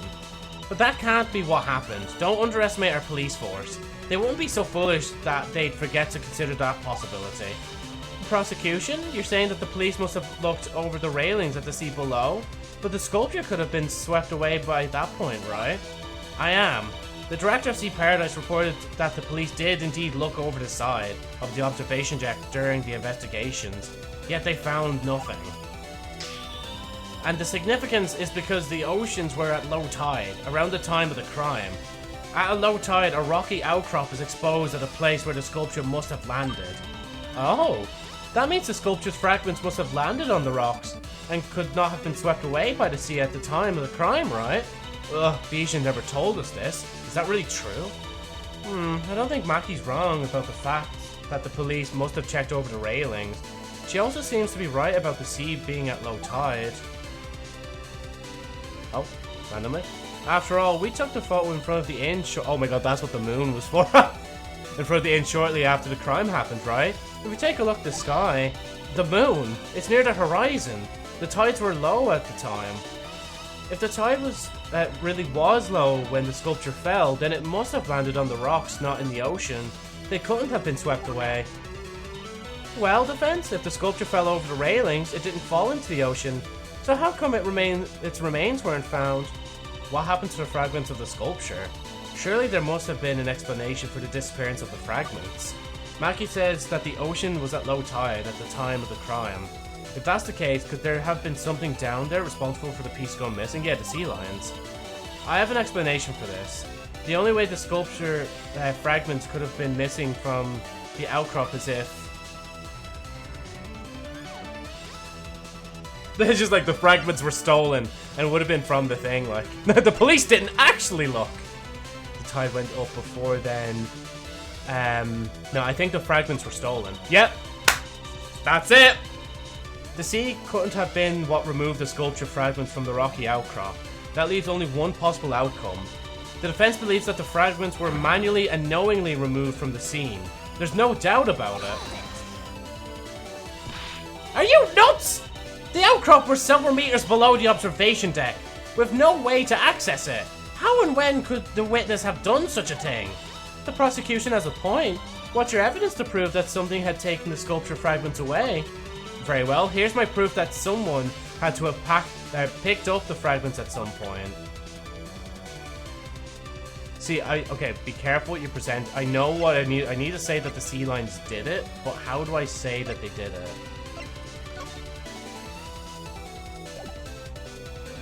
So we only have 2 attempts, and I have to do it all again. And there's no proof. Like, if they were in the background, that would make sense.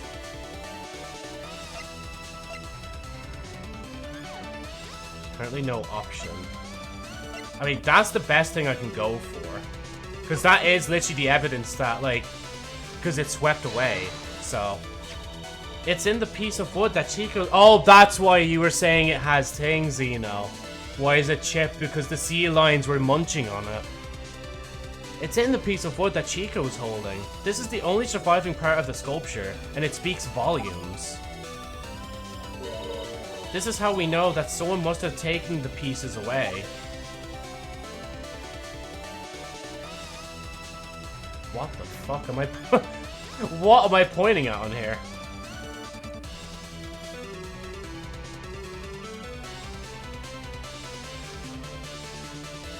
Here?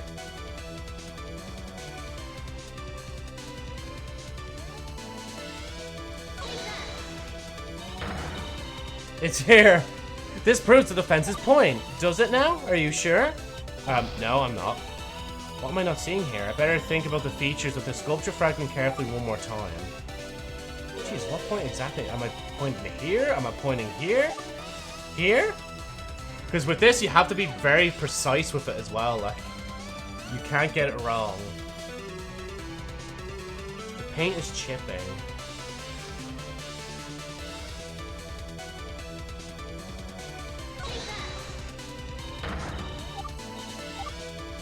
The middle, the chip part there.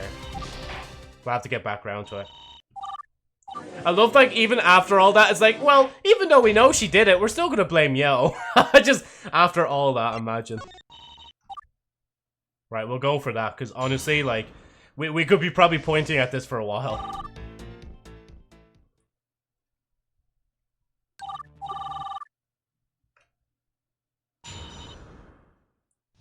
The finale, part 5, cross-examination. Right, so we need to do 4, put a head on and thing, and then I need to present the head here at this point.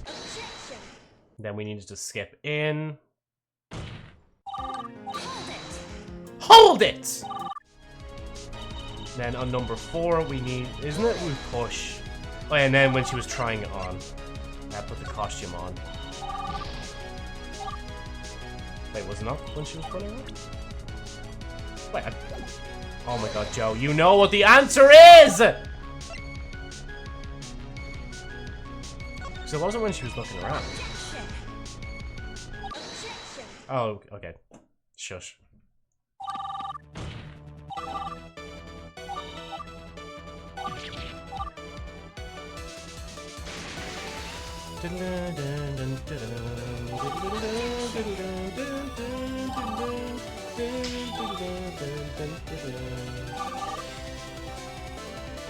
We're stolen.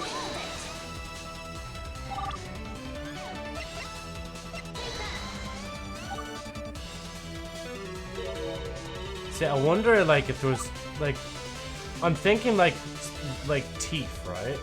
Like a seal. Do seals have teeth, don't they? Yeah, so it was the middle part. Okay, let's see why it was, though. It's here. This proves the defense's point. What am I looking at, defense? Aren't these just a couple of dents from weathering? Not quite. If you notice, these dents are arranged in a straight line, almost as if they're actually a bite mark from some sort of sea creature. That's exactly it. Remember the reason the observation deck is positioned above the outcrop in the first place is because sea lions like to gather there at low tide.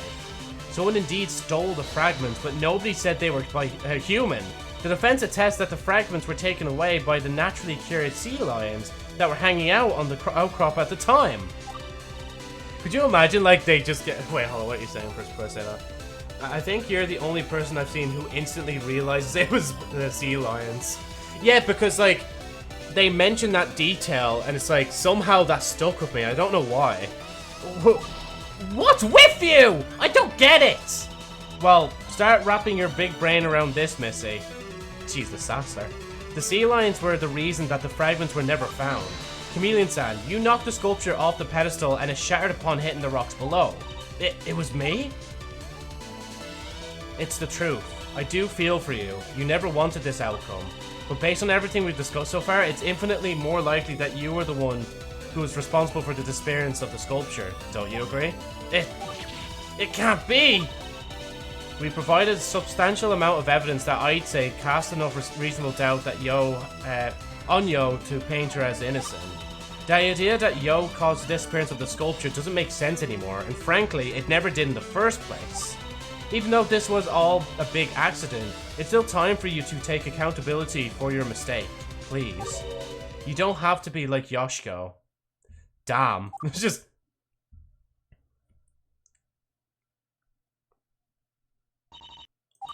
Chameleon-San. Like Yoshiko.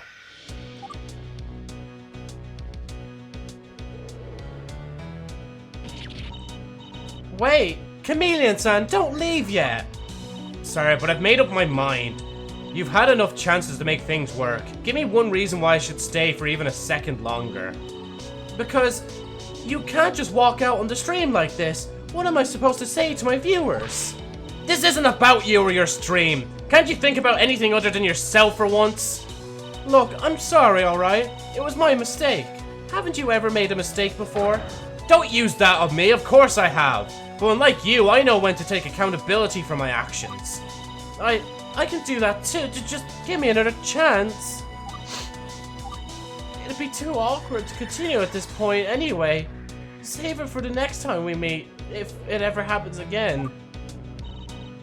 Oh, sorry, I was reading that in the wrong voice. Goodbye, Yoshiko. If I don't do this now, I'll be no better than her.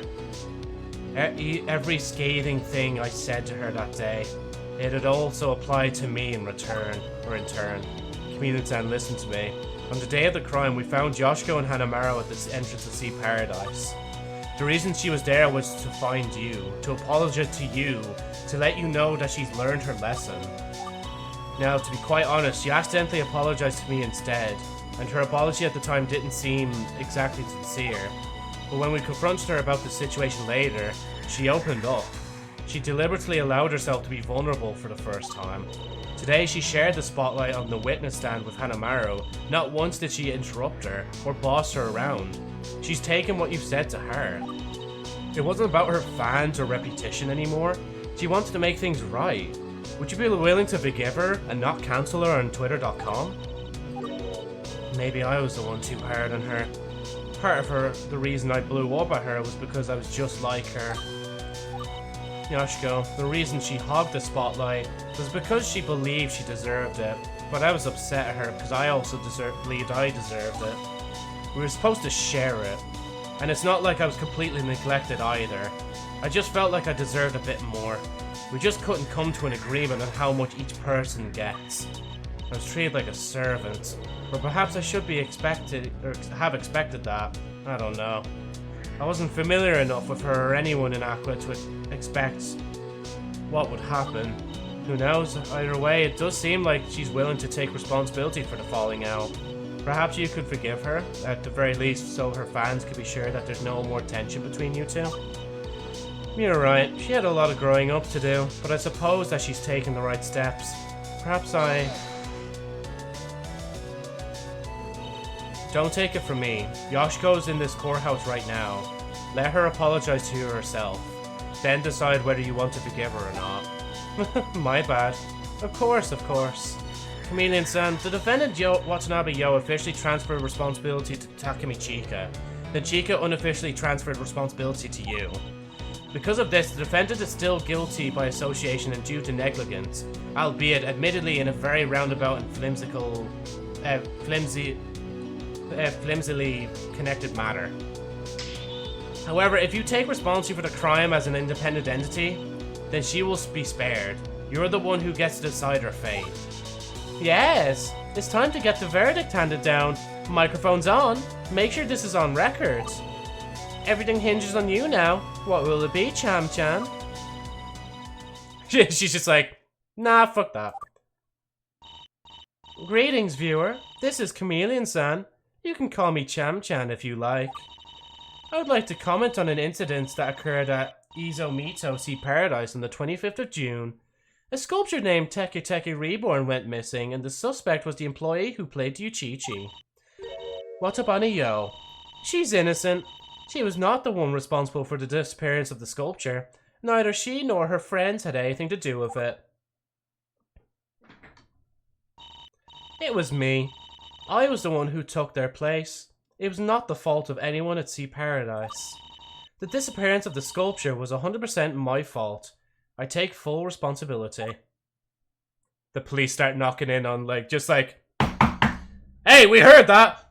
You got a lot of questioning ahead of you. Well, I had a ton of fun, but Mari's Funhouse is about to come to an end, isn't it? Defendant, are you ready for your verdict?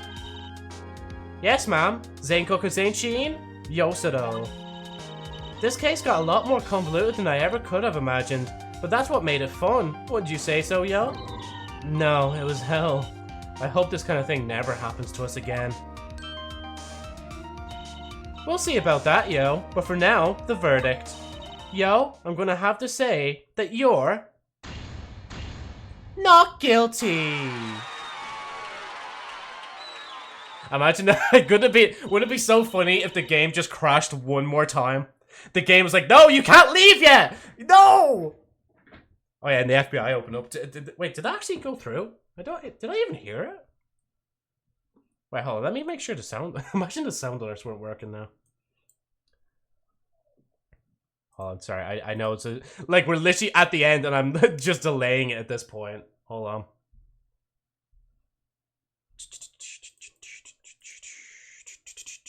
Do. Oh, where? Oh, yeah, I forgot it's up here now. It's been so long since I've viewed my own stream, I forgot where the sound alerts were.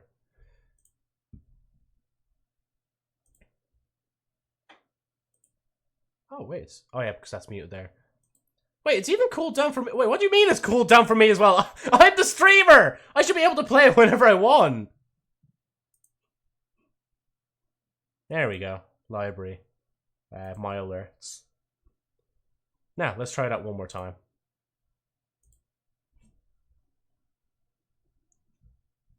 Oh, it actually didn't come through. Wait, what the fuck? Sound alerts? Test again. Bruh. Oh, there we go. Now we'll do the... Where's the other one? What you call it? FBI. Where is it?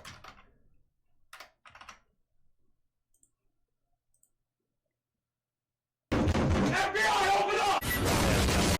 Now, sorry, I had to fix that. Well, that's all for now. Arrivederci. I'll see everyone some other time. Oh, she didn't say thank you for Sea Paradise for sponsoring this trial. June 27, 2:22 p.m. Defendant lobby. It's over at last. This bonkers incident is finally going to be laid to rest. Congratulations, you.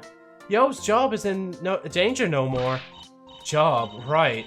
I need to check in with Bijan so I can know for sure. So, yeah, so... Let me restart my sentence and my brain and everything else. Job, right. I need to check in with Bijan so can I know for sure that my work here is done. Did somebody ask for me? Well, was it you? How was that, Bijan? You said that Yo could be spared if someone takes accountability with proof. Was that good enough? Indeed it was. You did a fine job. I don't have to do anything about Yo anymore. I'm sure the public will be thrilled to have Yo back at this point. Not only that, but this will do wonders for getting Izumi to see Paradise's name out there. I'm kind of glad it happened. Because that means then more people will be curious. They're like, oh, where did this crime occur? I want to know, actually. No tears shed for the dead sculpture. Whoever donated it must be frustrated. It got destroyed before it even debuted. Actually, yeah, they still don't know who donated it as well. It was anonymous. It is a shame that the sculpture was destroyed, but there are positives to everything. Bijan was satisfied with my performance as detective. Even though I didn't find a ton of clues, I now know the aquarium like the back of my hand. And because of that, I'm moving up. She's going to introduce me to the board, and I might be able to start my career from there. And that's great, Kanan. I hope you make full use of this opportunity. I'll have to see. I do still have my family's shop to take care of, but every opportunity is a good opportunity. Hey, even if we don't become a scientist or whatever, we'll always be glad to have you here at Sea Paradise. Or even if you don't, sorry. Anyway, that case was a doozy. At this point, I don't know if I should keep the frame in the costume after all. Maybe I should just get rid of it. I feel like it's done more harm than good at this point. Perhaps, but it may be a sign that it simply needs modifications. You're talented enough to make it work, I know it. But anyway, thanks for all your help, Lawyer-chan. You really saved my skin back there. If it weren't for you, I'd be dead in the water like the sculpture. Metaphorically, of course. Yeah, thanks for all your help. I'm going to ask my sisters if it's okay to reserve a top-class room at our inn for you next time you come around. We'd love to have you. That'd be great. I've been hoping to stay at Tochimin for the longest time. We're looking forward to it, Chica. But are you sure you'd be willing to offer us special rooms when we didn't do anything to help you out directly? Well, you helped Yo out, or Yo. We're close enough, so that helping her out is basically helping me out. Did you know Chameleon-San sent me a full refund? I think I can convince my sisters to let it slide, since I can cover the difference now. She gave you your money back? That's awfully nice of her. Besides, you did help me directly. I was the one who hired Chameleon-San and caused this whole problem. You managed to fix my big stinky screw-up. Oh, speaking of Chameleon-San, where is she? Chameleon-San's over yonder getting ready to go, but it looks like Yoshiko is stopping her.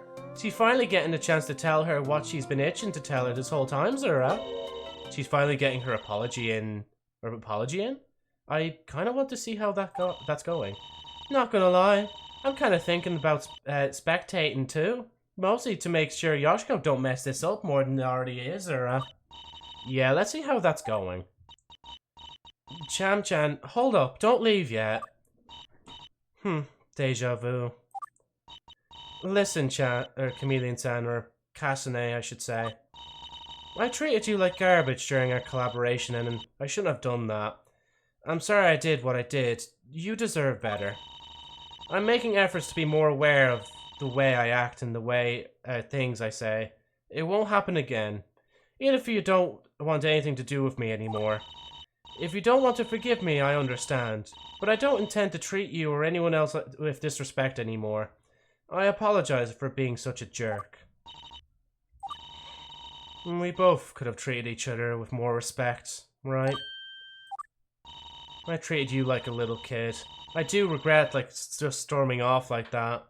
Perhaps we should have worked it out in a more mature manner. Anyway, when we collaborate again, Yoshiko... Again? You really want to do it with me again? Oh, we'd love to have you. I weren't around the last time, so I'm keen on seeing what you'll come up with this time, Zura. Wait, where the fuck is Yoshiko's right hand? Fuck, I don't know if we'll see it now. Of course, my absence last time was part of the reason Yoshiko was so unruly. If she does it again, I'll make sure to give her a good wallop on her old noggin, Zura. Well, I'll hold you to that then, Hanamaru, was it? I've publicly taken responsibility for the sculpture going missing, but I haven't publicly accepted your apology yet, Yoshiko. Once we collaborate, your fans will know that our little feud is over. Just... How do I make a fallen angel cry? Oh, I'm so happy! Wow, so this is how happy I could make people as a defense attorney? Hopefully this will be me someday. I'd love to put smiling faces on everyone I can. Ruby, I hope so too. But you've helped us plenty already, haven't you?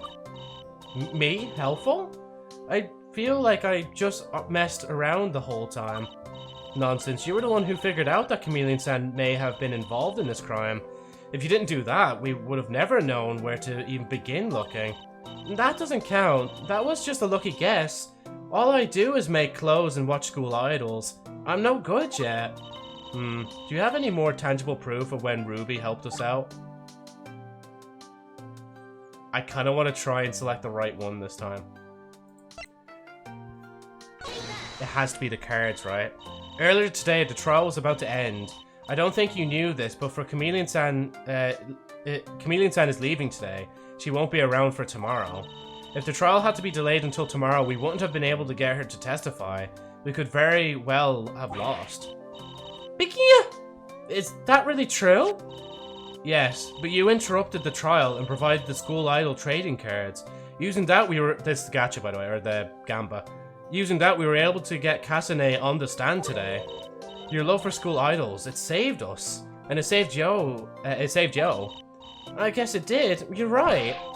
But I know I can do more. Oh yes, yeah, I haven't got the achievement as well. Cheer Ruby up at the end of the trial. But I know I can do more. There isn't that. This isn't where my efforts end. Once I finish my training, I'll protect One-chan like she protected me. Nobody will dare accuse her of any wrongdoing ever again. That reminds me, where's Maki? Hey, just letting you know, the DNA results came back. They were Kasane's hairs, alright. Oh, what am I supposed to do with that information now? Nothing, you dolt! If you hadn't noticed, the trial is over. If this case took place in Tokyo instead of all the way out here, I would have gotten them much sooner. I'd have looked so cool with my DNA test results. Count yourself lucky. Still, I'm glad we could work together to figure out the truth of what happened here. It was a lot easier to cooperate with you than with Daya. Of course it was. I don't have a one-note mind like her. I'm not just singularly obsessed with winning. Still taking issue with Daya, I see. Anyway, have you seen Riko? I need to talk to her for a second. Why? Are you going to ask her out on a date or something? Shut up! Now that the trial's over, I have a chance to catch up with her, that's all. Do you want to die? She's turning red as a beet. Or should I say, tomato. Wait, there she is. Hey, Rico! And she's in her zone.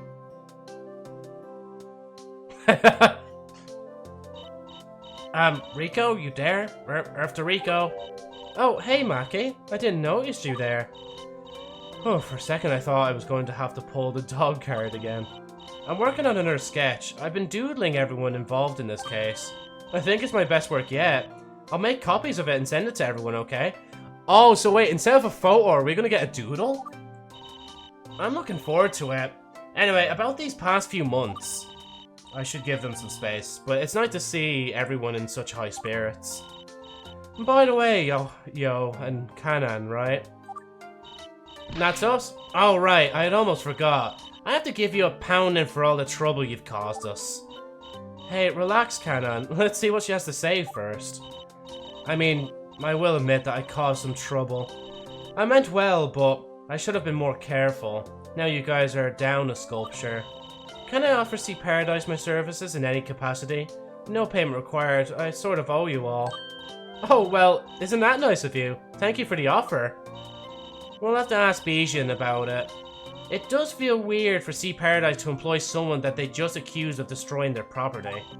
However, since you here provided that it was an accident, it might not be too difficult for the public to accept. We'll let you know, alright? Sure thing, sure thing. Well, it's about time we get back to our vacation, huh? Vacation? Oh, I almost forgot that we were in Numazu for vacation, not a case. I'm sorry, Ayumu. I probably spent too much time focusing on the case instead of our time together. I'll make it up to you. Don't worry. As long as you don't totally forget about me, then working alongside you is a vacation. Anyway, I figured out a few new landmarks we could hit up. Why don't we start off with Hanamaru's temple? Oh, good idea. Can we squeeze in a tour at Urnahoshi High School? We've been coming here for 2 days, but never got the chance to look around properly. We can do that. Kanan helps run a diving shop, right? Do you want to check that too? Okay. In fact, it happens to be on Awashima Island, where Mari's family runs a hotel. And I've got a few more ideas too. Hey, there's the picture. Complete trial, day 2, part 2 of Turnabout Chameleon. The end. Yay! I don't know if I actually have a yay, I just have a... That's close enough. That'll work.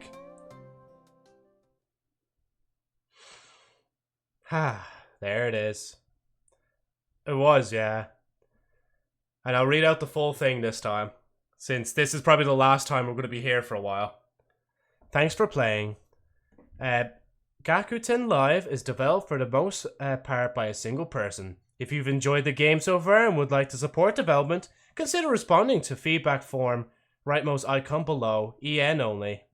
Keep up by following on Twitter or YouTube, or sharing the game with those that may enjoy it. See you in the Expunged Turnabout. That would be episode 4. Very detailed, yeah. And I notice as well here, I don't know if that's a hint to anything, but Kuriko's collar's lighting up as well. Fuck, it feels weird. It feels weird to actually be done. And we actually have time left as well, so we can look at the extras.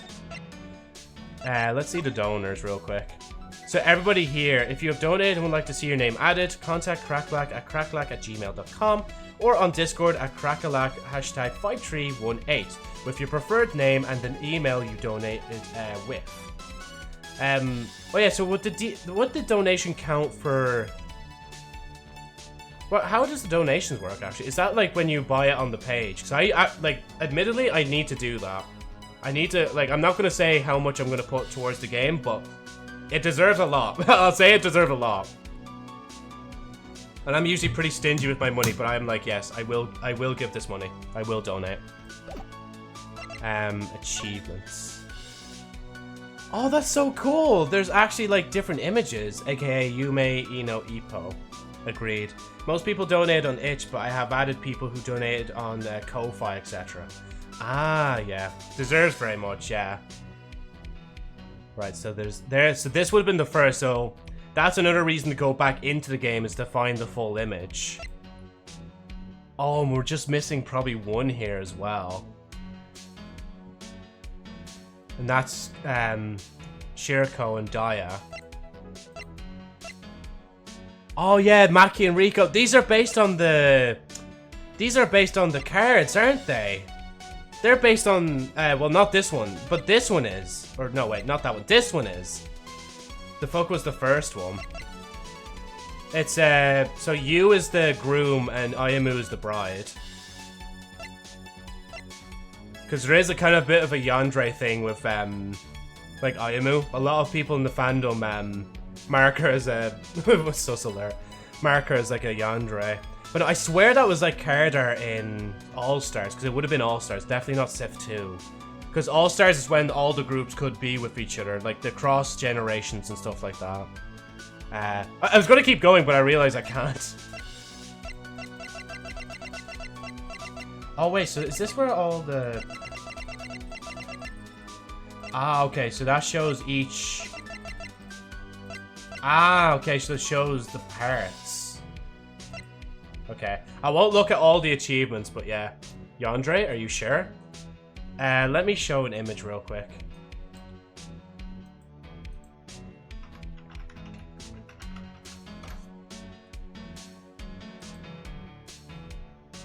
I might show a few images, actually. That's not the right word, I think.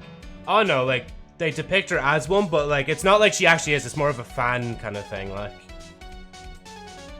This gives me the vibes of Monica at the end of DDLC. There's her eyes starting to kind of lose light. Oh, let me show an edited screenshot from the show as well.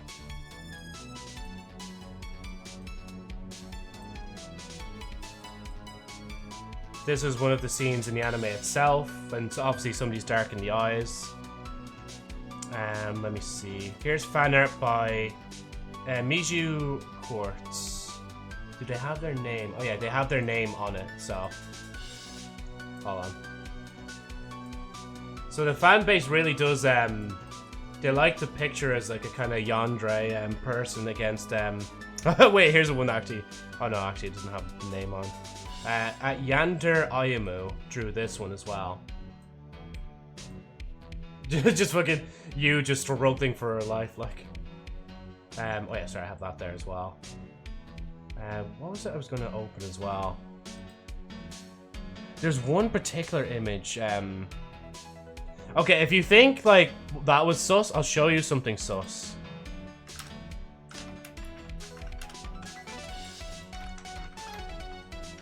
It looks like Homelander gone wrong, menacing. No, but this image is sus. I don't know if you've seen sus until you've seen this anime, this scene. And then, where was that other part of it? Hold on. Oh, where was it? No, there's the exact one I'm looking for.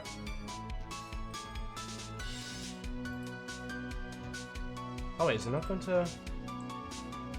Hold on. What do you mean the image no longer exists? Can I still do that? Oh wow, that is very detailed, but you can tell something's up there. I'm never watching this. Basically, because whatchamacallit, don't want my family to accidentally walk in on some shit like this. This is anime. That's weird though. Why is... Okay, I'm looking at some... Maybe I'll just move this in case it accidentally... just... It's starting to get more sus the more I look at it, so I'm just gonna... Well, not exit out, I'm gonna just close that. Naruto was sus enough. Yeah, no, I kind of agree actually, yeah, because there's a lot of Naruto, so there probably was a lot of sus moments. Especially, like, with the way Naruto himself acted and stuff like that. Like, it's tamer compared to other shows, but, like, there's more of a wider scope to Naruto. So, like, you could show people certain Naruto episodes that weren't into anime and wouldn't raise their eyebrow if you showed them. But don't show, what's the jutsu called? The sexy jutsu, I think it was called. Let's see, music player. Oh yeah, so that's all the music here. Crackalack 2021. Damn. And this is where it starts.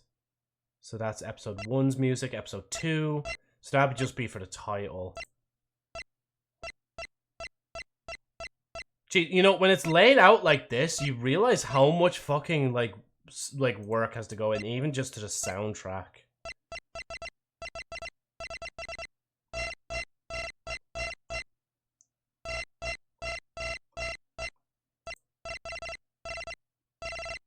Jesus, man. Isn't that, like, crazy, though? Fucking hell. And I'm sure you can listen to all this on Crack's channel for this game. Crackalack's Shack, I think it was? Oh, I'll just look up where I was looking at the... See, I was looking at the walkthroughs at certain points just to get screenshots. And to use them in the thumbnails. Let me just...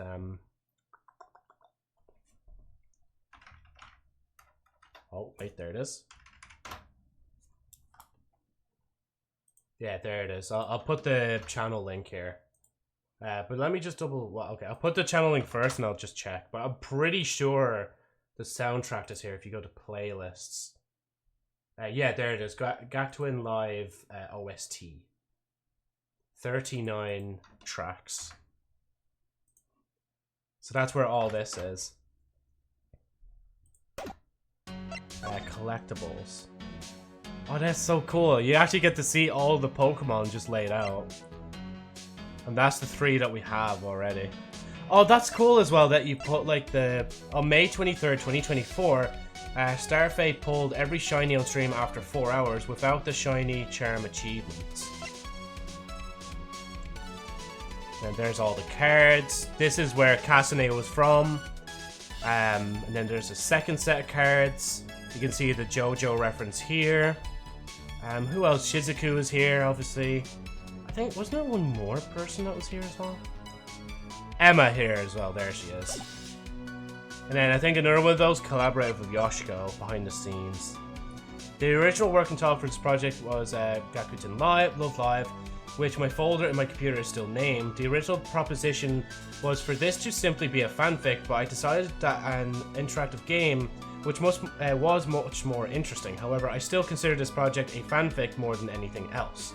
I need to update behind the scenes because it only is up to episode 1. Ah, okay, yeah. About the engine, and then we got episode 1 and all that. Okay, right. I have the time, so we're gonna like read through all this. See you later. Good night. Yeah, thanks Zeno for dropping by, and thank you for helping us out as well.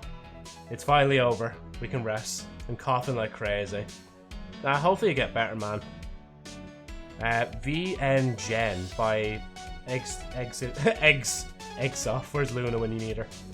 About the engine. So, Gyakuten Live is made in Game Maker Studio 2. The engine used is not some pre-made Ace Attorney engine, but rather a general visual novel engine called VN Gen. I have partially modified it to be specifically compatible with the sprites I am using for more space efficiency and control. All menus, UI elements, and the like are designed from scratch to resemble either Ace Attorney or a combination of Ace Attorney and Love Live. I did try AA specific engines like Pyrite and AACT as well as RenPy or PY before, but none of them could quite replicate all the features or aesthetics desired. That's fair enough, but that's crazy to like just somehow be able to just look at the engine and be like, I know how to fuck with that. I'm gonna fuck with that. Art and sprites. The artwork, animation, and sprites are all done in Clip Studio Paint. Cutscenes are compiled using Sony Vegas. Character art is my strong suit, but the art for the evidence is of a style I'm not as used to. Occasionally, certain sprites of Love Live characters are modeled after a character's animations from Ace Attorney. What was it? Clip Studio. I just want to look at that again. Hold on. Clip Studio. Studio Paint.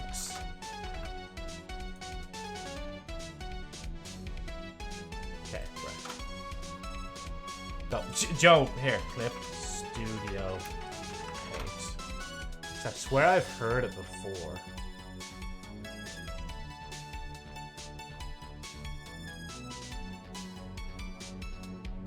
I think I've seen an app of that before. Yeah, after Ace Attorney. Let's see. Music and sounds. Oh, that. Oh, wait, hold on. Wait, don't tell me. That's Fruit Loops, isn't it? Or not. Wait, not Fruit Loops. No, the one with fruit in its name. I should know because I did music, instrument technology and stuff like that. The music in Gyakuten Live is all made from scratch in FL Studio. That's it, yeah. Fruit Loop Studio. So I was right, yeah. Most take cues from well-known music tracks in the Love Live series, but it a song or a background theme from one of the games, but some others are original compositions. More info can be found in the music player page about each track. The music is usually composed with the sound font of the first 3 Ace Attorney games. The sound effects, on the other hand, are directly ripped from the original Ace Attorney trilogy to complete the feel. Music titles. I wanted the titles of the music tracks to reflect the titles of Ace Attorney tracks, but I wasn't sure what to use. The more well-known unofficial translation or the more official actual translations. For example, the well-known Pursuit track in the first game has the unofficial translation Pursuit Cornered, but the official translation is Pursuit Cornered Culprit. Other titles are more different. For example, Confess the Truth was translated as The Truth Revealed, Court Begins was translated as Court is Now in Session, and Happy People was translated as Simple Folk. Eventually I decided on paralleling the official translation for that more official feel. Voices. The voices are the one thing I cannot do on my own, so I usually have to recruit volunteers to do the voice clips for me. Each character requires at least the standard objection line, although I usually ask for hold it as well. Take that rounds out the trio of voice clips, but is not required for most characters besides the defense attorneys. Please check out the credits page to see names of the talented voice actresses who have given these characters life. Yeah, no, because you do actually, I think I pointed out before that you do hear the differences in the voices, like. But I didn't know it was actually, like, thing. I thought it was just, literally just pitched, like. Jeez. The environmental art. So all backgrounds in Gyakuten Live are drawn originally for this game. Each background is usually made in a 3D program, such as 3ds Max first, then used as a guideline to be completed in Clip Studio Paint. I am terrible at drawing backgrounds, which is why I use a 3D program to model them first. Fair enough, yeah. I wouldn't even know where to begin, like for me, if I dipped my toes into something similar, I'd literally just build something in Minecraft.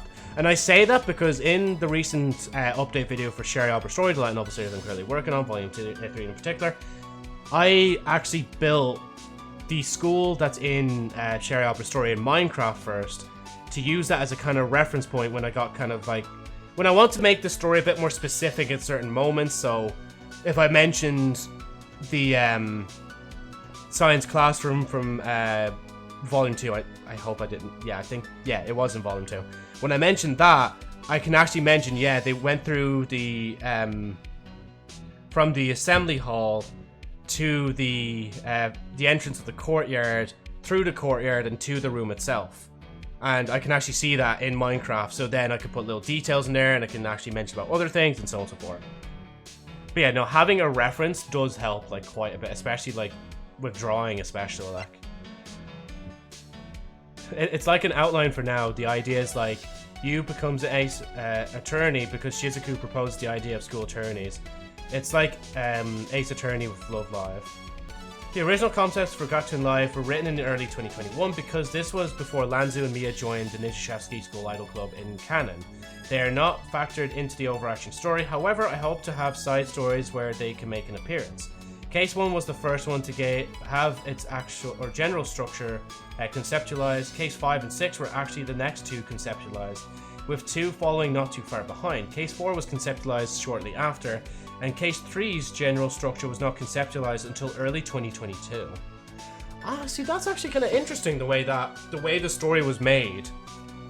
So the story was made Case 1 first, and then the ending essentially was made, then hopped backwards to explain the case before 5, and then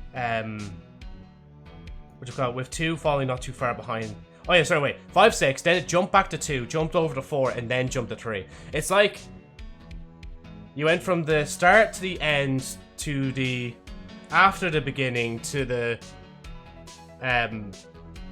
middle and a little bit just right of the middle. Because when it comes to me and writing Sherry Albert's story, I have an idea in my head on how I'd want it to end. There's multiple ways the story can end, but I haven't actually written it down yet. Because I like to leave it open right now so that I don't box myself in the future. That's why I'm still stuck on writing it. Well, not stuck on writing it, but I'm stuck on the thought of if I do get to a certain volume where I want to change the direction of the story, I'm gonna have to do a lot of editing because I have basically 16, well not 16 volumes, it'd be 14 volumes that have been unreleased right now, and I need to edit through them. I love the way as well, I'm just referencing this back because it's just I guess I'm just showing the different train of thoughts between me and Crack.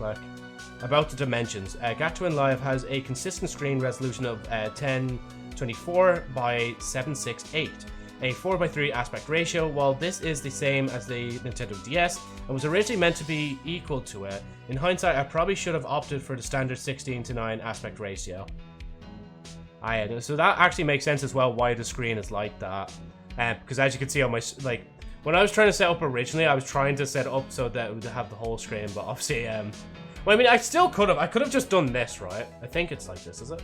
No, it's not like that. What buttons do I press to make that work? No, it's not like that either. Hold on. Wait.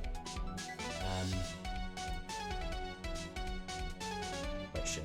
Wait. I think that's stretched a little bit too much. There we go. Wait, hold on. Wait. Yeah, see, I could have just stretched it like this, and then it would be hey, perfect, on the whole screen. But no, I think it's better to leave it the aspect ratio is meant to be played at, Episode 1 content. Select to expand or collapse this episode's behind-the-scenes content. Conceptual design, birth of a turnabout. I wanted the first case to be a gentle introduction to the game, with a low-stakes case. Since none of the characters in Love Live are really nefarious, it is relatively difficult to develop motivations for the characters to commit crimes without assassinating their characters, which is a challenge that needs to be overcome. I knew from the beginning that the characters involved would be Yu, Ayamu, Kasumine, Nana, Setsunu, Shizuku, Emma, and Kanata. The former 2 are the main duo, and the latter 5 are the members of the original incarnation of the Nishijatsuki School Idol Club and Universe. Oh wait, they were, yeah. Wait, how the fuck did I not? Oh my god, how did I not realize that first when we were playing? Oh wow, the fucking detail. Let's see. Turnabout Prankster.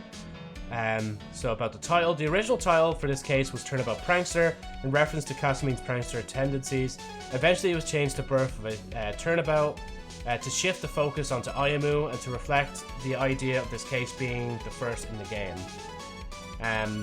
So she was defense attorney, and then defense counsel or victim, the suspect, the prosecutor, judge, detective witness, and then the witness.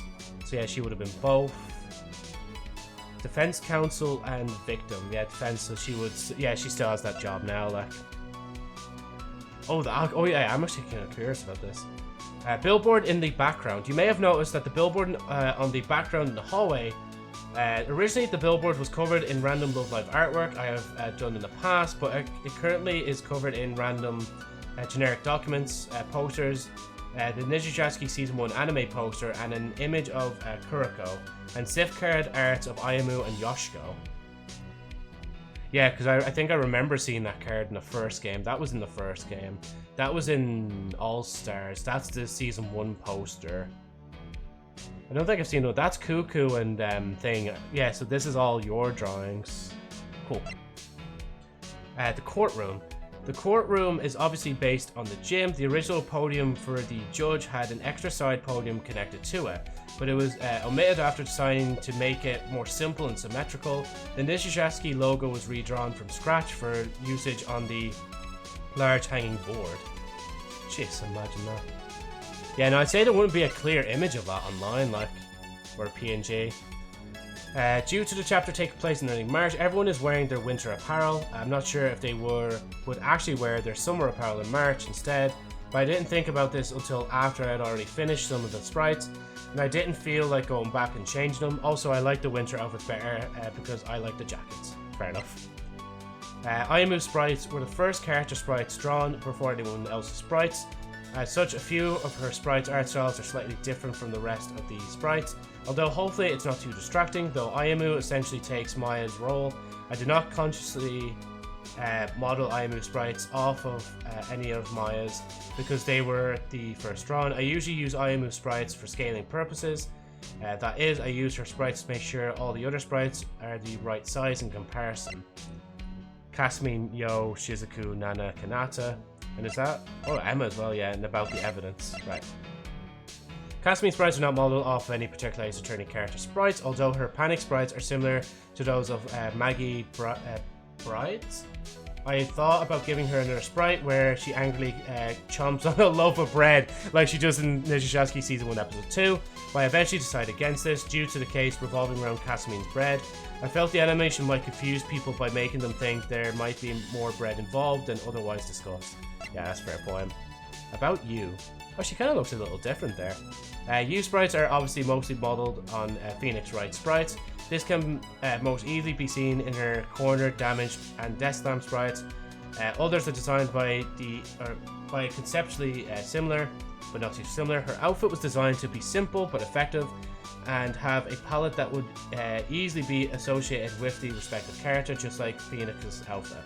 It really is, yeah, it really does. Like Shizuku, I've heard people compare Shizuku to Winston Payne. However, aside from the fact that both of them wear relatively simple outfits and are the first case prosecutors, there was no conscious decision to make them similar. Shizuku's sprites are mostly original. Nana's sprites are deliberately designed to be nearly one-to-one with the judge's sprites, aside from her nervous/sarcastic aside glance, shown above. Although this leaves less room for creative judge sprites, I intend for there to be different judges in future cases, which would give me the opportunity to experiment a little. And that you did then when... So Ellie came in partway through episode 2, and then Mari was... She was the way she was just like fiddling with the gavel like half the time at the start. Kanata sprites are not designed after Ace Attorney character sprites. Her sprites go through unique animation cycles where she nearly falls asleep, then jolts back awake. She blinks more slowly than the other characters, having 5 frames in her blink animation compared to the other characters' 3. She also usually talks more slowly than other characters. Her text scrolls at only 75% of the speed of everyone else's for the most part. Gee, I didn't even notice that detail as well. But then again, it's already been a while since we played like fucking episode 1. Feels like it anyway. While Emma's sprites are not consistently based on Ace Attorney's character sprites, I may have subconsciously based her nervous and damaged sprites on Sister Iris's from Trials and Tribulations. Above you can see the original draft of her neutral sprite compared to the final version. Her eyes are wider there, yeah.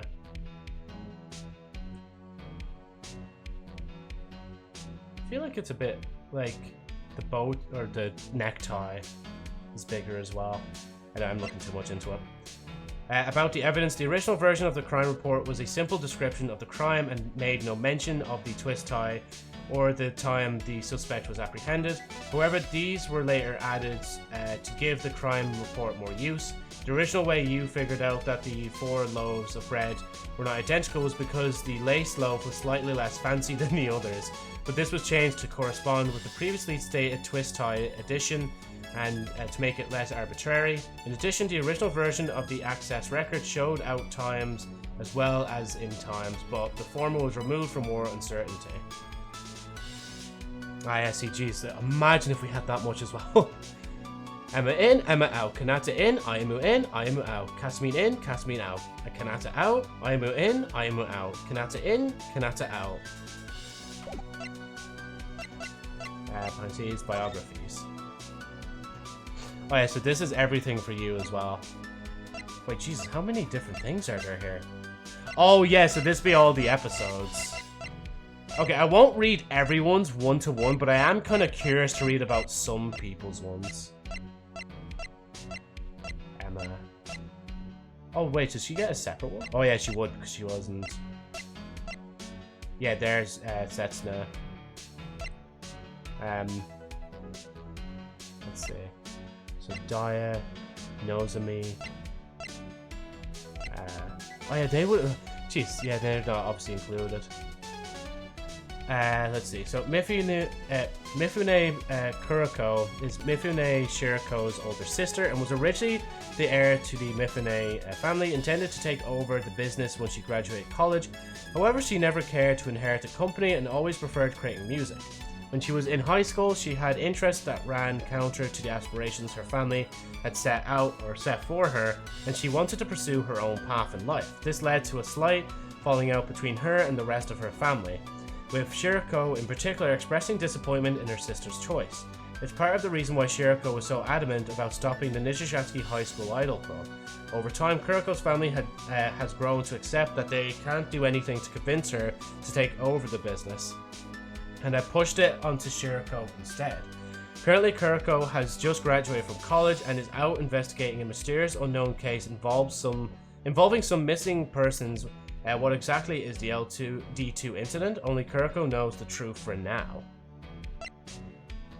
Okay, there's Yo, Chica. I'm so happy. I'm so sad. I remember when that like trend appeared on TikTok at first. I was so confused. I was just like, what the fuck? Wait, a Love Live trend on TikTok? What is this?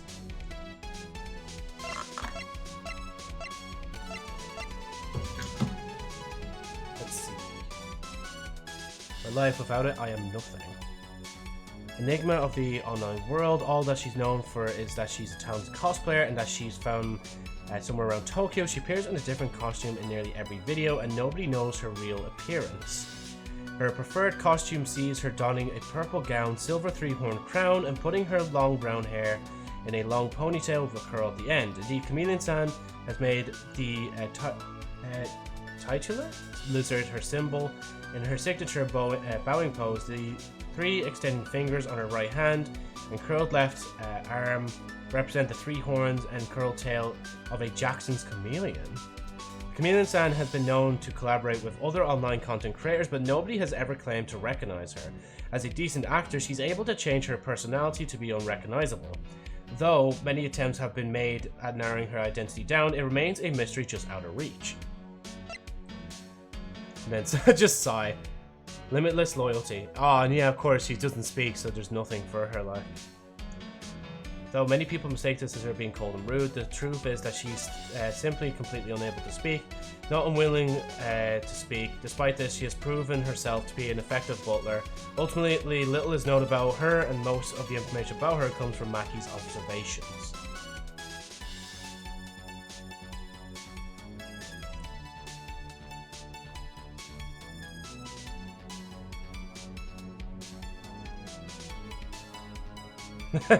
And she routinely attends Maki's idol performance to cheer silently from the sidelines. There's Bijin, we probably won't see her again. Oh yeah, wait, so it's not in order of like episodes. I actually thought this was in order of episodes for a minute, but it's kind of more in order of Oh yeah, see, that's weird. Mifune Kuroko, Memories of the Past.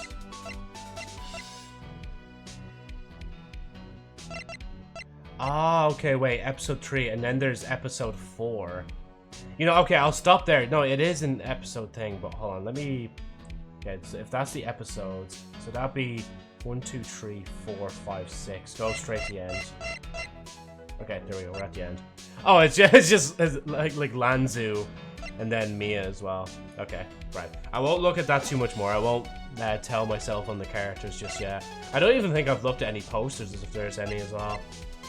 By the way, sorry for not talking, Joe. I'm talking with a friend, so I'll probably be lurking rest stream. No, you're all grand, man, because basically the stream's over now. I'm just kind of like curiously just looking through shit myself now. Credits. Let's see the credits. Crackalack, programming, story, art, animation, backgrounds, and music by Crackalack. Yuki Do as Ria, Chinese translation. Annoying Raven, Spanish translation. Goro equals Chan. Do I recognize them? I probably do, I'm not sure. Japanese translation. Catricius, Takasaki Yu. So that's, oh yeah, so when they do the, hold it, Sopu, that's Shizuku, Nikki Minamono. She does Yu in Chinese, Shizuku in Chinese, and then Daya in all languages. Erina Rooney does the Spanish for Yu and Shizuku. I think that's Spanish. Lily Pad VA, she does Japanese as well for there. Meggy Elsie, she does Shizuku in Japanese and Canon in all languages. Ska Harumi, that's Ayamu and Ruby in English. Neko Chime, that's Rina in English. Mushroom Grenade, she does Ayamu in Chinese. Jesus, I was gonna say Canadianese or something like that. Like I was like, huh? Rina in Chinese. Tiger Jaltillo, my beloved, she does Ayamu in Spanish. Lumina, she does Rina in Spanish. Aku / Waffles Their Taste does Ayamu in Japanese. Noseby Bunny does Rina in Japanese. Mosbal does Bijin in all languages. Audrey Willowbrook does Maki in English. Dart_PM does Yoshiko in English. Itnas Fire does the Spanish translation assistance. There's someone else as well, I think, wasn't it? Wasn't there someone else doing the Spanish translation?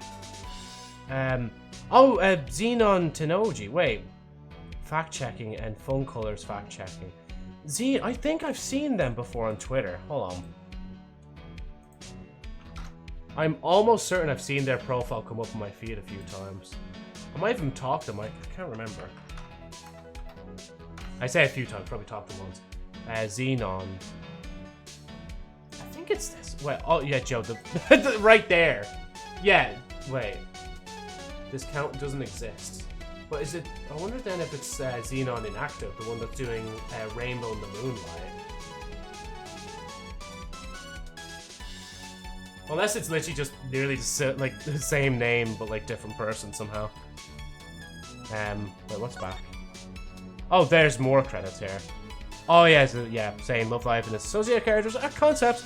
Well, I should read like they do in the Sword Art Online abridged. Just be like, Love Live and its associated characters and concepts are property of Hajime Yate / Sunrise. Age Attorney and its associated characters and concepts are property of Capcom. Sound effects by Capcom. VNGen is made by XGA Soft. Video Player Pro for GMS2 is made by Lone Wolf. Please support the official release. Oh yeah, he's named Xenon Ritem now, I think. Yeah. Let me link their thing, because you are right. Hold on. There you go. That's them. So I did, yeah. So I came across them before. They really they're a big fan of Arena, isn't it? If I remember right. If I go into their like whatchamacallit, not replies, yeah, replies, I'll probably just see a bunch of Arena fan art, won't I? Or am I thinking of someone else that really likes Arena?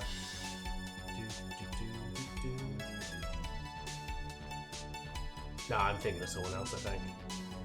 I swear there was someone that like really liked Rina, and it's like I always used to see them reply to every Rina fan art and Rina mention, just saying something like. And gallery. Fan art potential spoilers. Okay, we'll just stick to episode 1 to 3 then. So the defendant lobby. Oh yeah, and you can hide DUI with control as well. With Joe control. There you go. Just.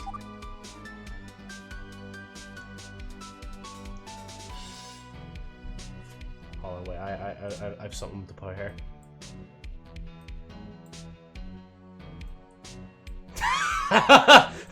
It wasn't actually the image I wanted to pull up, but it's the first image I seen when I opened up my file explorer. Hold on, I'll leave that image up for a second. At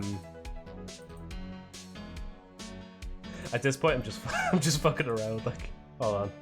I think it's in extras, isn't it? Should I include that one or the other one? Nah, we'll get the actual one.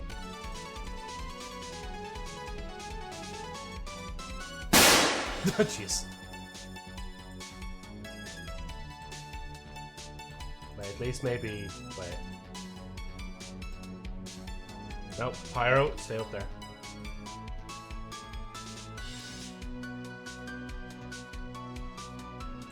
But then again, he kind of has to, like, come down a little bit if we're doing that. Hold on. Anyway, sorry, I'm gonna stop.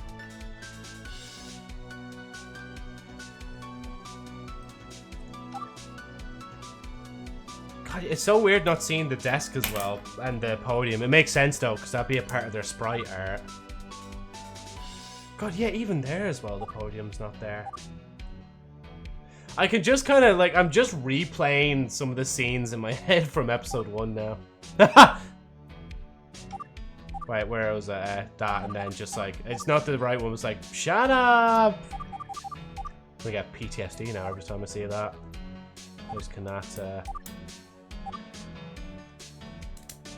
And there's the end of that. Oh yeah, that was the crime report, the evidence.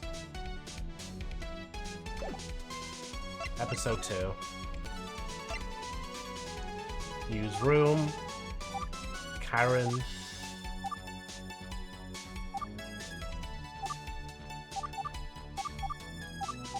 Me just casually seeing if there was any slight difference.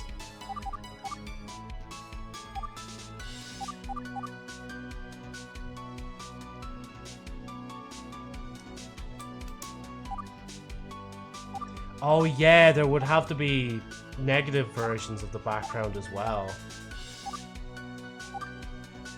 Yeah, something happened. That was with Nozomi, and she passed on the Ofida to me. Now that I remember seeing that. That's still adorable. That's Karen and I. Victory. Oh wait, actually, hold on. Was there anything else there? I don't think so. I think that was it.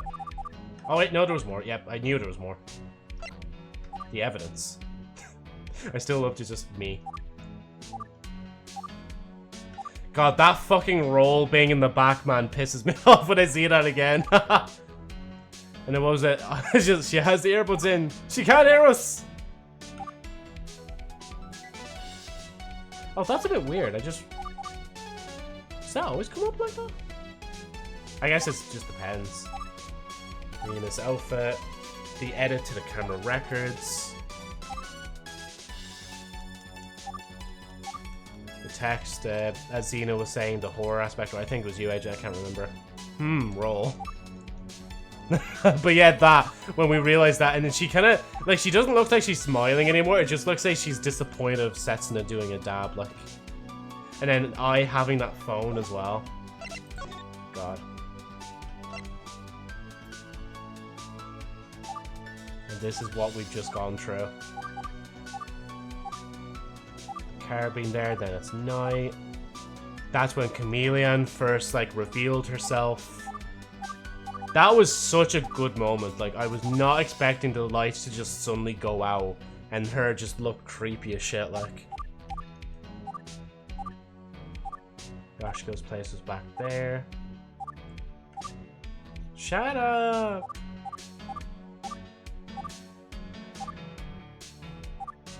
Lies. There's, that would have been, wait, was that Yo? No, that is Chica, isn't it? Or was it Chameleon? I can't remember now. Well, there is Chameleon anyway. Maki being salty with Daya. The octopus. That was... Oh yeah, see, she has that same necklace on as the teaser for episode 4 there as well. Then there's a statue. Again, I swear to God, if you go back to the first stream, I swear I said it as a joke in, like, the first stream, and then by the third stream, I was convinced that it was just pushed off. And then look what happened. It was pushed off. I love that this is, like, still crack style, but, like, it's a little bit more... Well, obviously, it's more cartoonized. Or I'm saying anime is cartoonized. You know, it's, because it's Riko's drawing, it's, like, tad a little bit different. Oh, and Riko signed herself up here with a face as well. Because she wouldn't have drawn herself in there.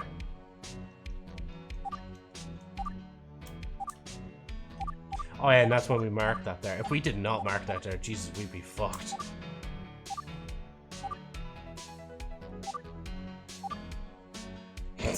The YouTube channel.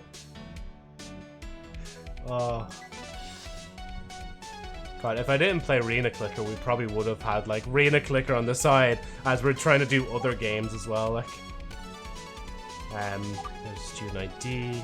She didn't look happy there. And that's it. And now we look at the spot now, okay. Not orange YouTube. Oh yeah, I forgot. I pointed that out, didn't I? About the whatchamacallit, the like follow button was orange, like. Yeah, the follow orange is the follow button is orange. Yeah, and there wasn't anything else in the options, so that's really it, isn't it? Now we gotta do the whole thing again, but different language. Guys, don't worry, it'll only take me like 500 streams. That W gameplay. Right, okay, I think it's... Actually, no, it's not finally time to stop. I just remembered there what we're doing. Where am I going though? Fuck, I can't remember. I don't think it'll matter.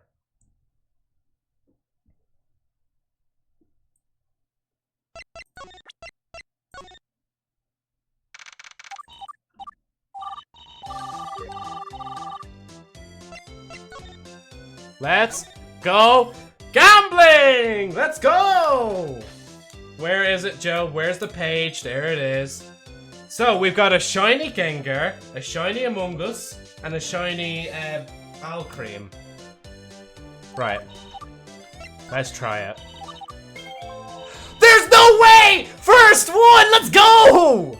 Shiny Mew! Or Mewtwo, sorry. Where's Mewtwo on this list? Shiny Mewtwo. Shiny. Here's Mewtwo. We'll do an S and a tick. So yeah, I think all that is the same as the thing. Cool. Let's try it again. What? I was gonna say Beedrill. Joe, does that look like a bee to you? Like, let's go! Yeah, no, it's definitely it's a lot easier than that poor guy that went 4 hours trying to do this. Jesus. Jigglypuff shiny. Actually, I'll put an S instead of a tick beside it. There's something more satisfying about writing an S than a tick. Right, we are just here to get the rest of the shinies.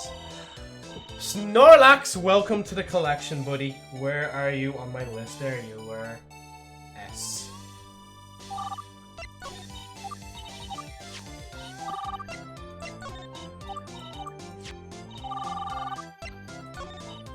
Basically, if I consider, so there's 44 then total. Oh, normal Snorlax just came in there afterwards. Piplup. I'm probably gonna know all the Pokemon names by the end of this, like I used to watch it when I was younger, but I don't think I was mad into it like most people were. Like, I didn't really carry over into my adulthood as much. But that's not to say I wouldn't still be interested to play a Pokemon game. Like, at one point I did ask my friend that's really into Pokemon, like, what Pokemon games I should start playing. I don't know if I still have that tier list saved somewhere. Hey, let's go! The shiny Alcream. Oh wait. Oh, it does. This is the second time I'm getting it. Okay, let me just put 2 dashes beside there. The chances of getting the same shiny twice. Oh yeah, I forgot that you eat it as well. Like, honestly, eating the like Pokemon just reminds me of eating the figurines from like FNAF Help Wanted. That if you're in VR, you can just put it straight up to your mouth and just eat it. Bulbasaur. I should probably try and come up with other names like that one show broadcast did before. Hey, shiny Gengar again. 1, 2. I love the way I was going to go through it slowly as well. Did I get you? Porygon Z. Oh no, I didn't. Let's go. Shiny. Where is Mari when we need her? Like, honestly, when you get all the Pokemon, Mari just comes out of nowhere and be like, wow, so shiny.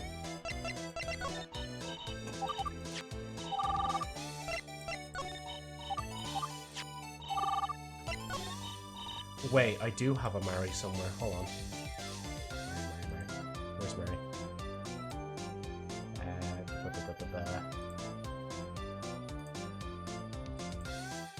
There you go.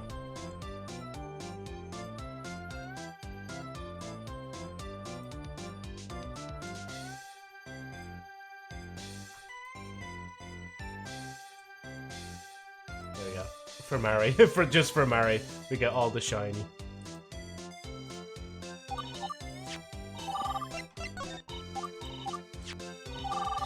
Or chick. And just because I don't say their name doesn't mean I don't know them. Magikarp.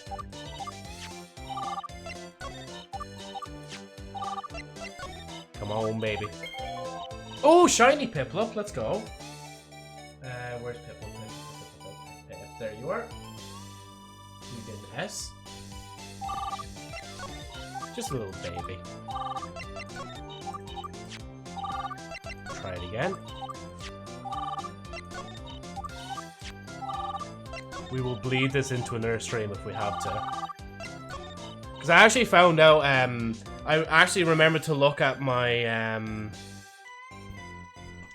whatchamacallit, I looked at all my,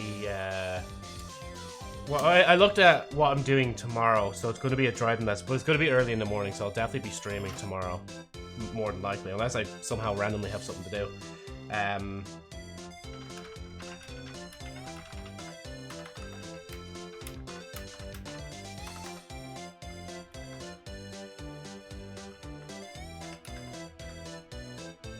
think this would add a bit more character. Oh fuck, I'm such an idiot.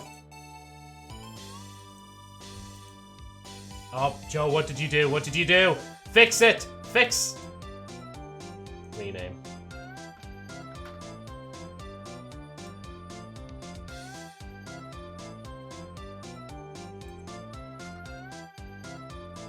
Oh wait, fuck, I got rid of too much. Hold on. No, Joe, you're still getting rid of too much.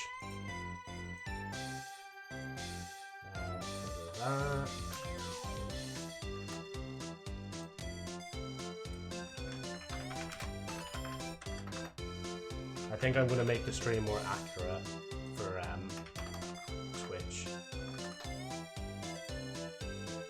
Now, there we go. And then I also got to rename this. Take that. And then I got to open it, and then boom.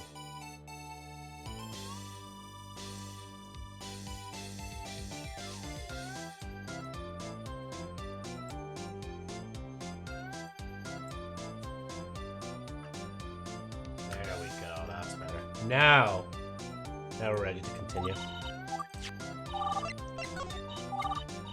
Another shiny Z, okay. That's a 1 and a 2. Try it. Boba Fett. Cloud Retainer. Cloud Retainer. Among Us. Come on, next one's shiny Among Us.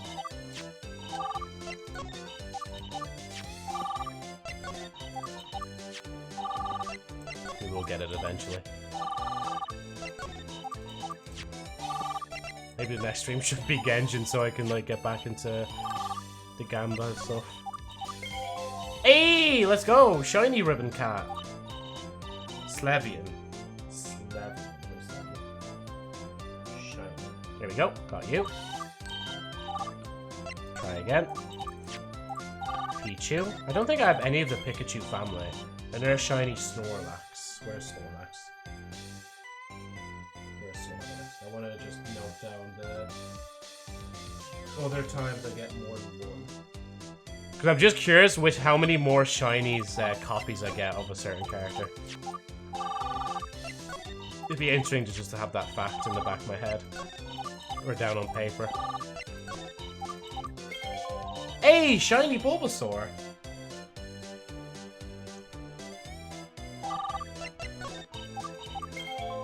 Shiny Among Us! Wait, did I not already get the shiny? I guess I didn't. Shiny Among Us now.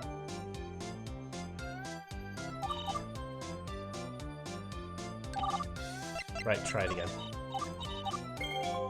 Oh, shiny Ditto as well. Shiny Ditto. Where's Ditto? Where is Ditto? There's Ditto. Shiny.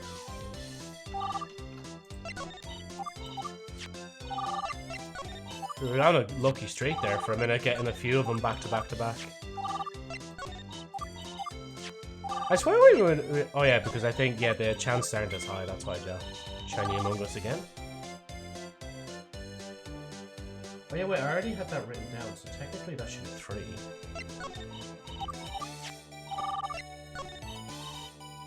I just. Well, that actually, I'm gonna do that. I think that's just funny. I'm just gonna pin what Crack said there. Just W gameplay, and it's just me playing the gacha like.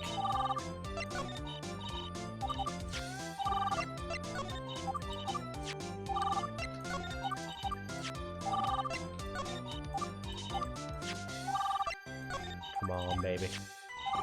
Another one, come on, another. What the fuck?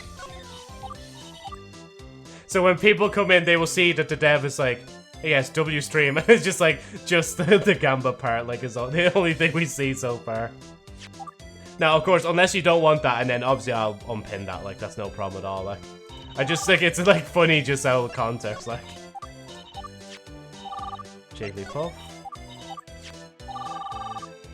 Nah, it's funny. Grand, yeah, as long as you're alright with it, like. Oh yeah, another shiny Porygon. You're neck and neck with Among Us. Try it out. Bulbasaur, try it again. The Magnet, try it again. Pichu, try it again. Boba Fett, try it again. Okay, next one will guarantee be a shiny. As I said, the next one will definitely be a shiny. Like, I think I'm not saying this right, but I think, like, at least another 2 more turns, it'll be a Fuck! That was a shiny as well! Ah! Wait, what was that one even called? I can't remember. Fuck, wait, it was a new one as well.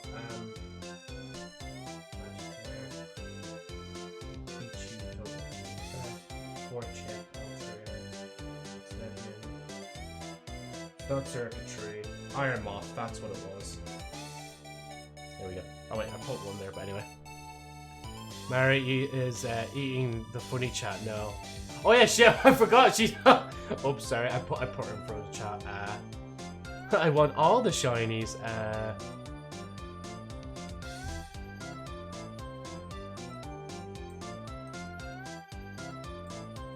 Shit, this doesn't really work, does it? I just realized how much this doesn't really work. Oh yeah, because if I leave her there, then she's kind of blocking the screen.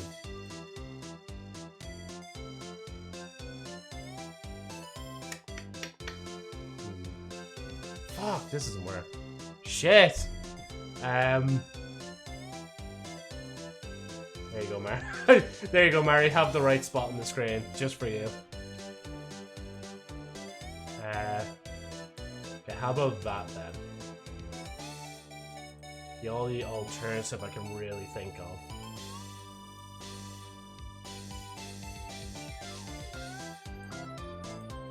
And where's the text?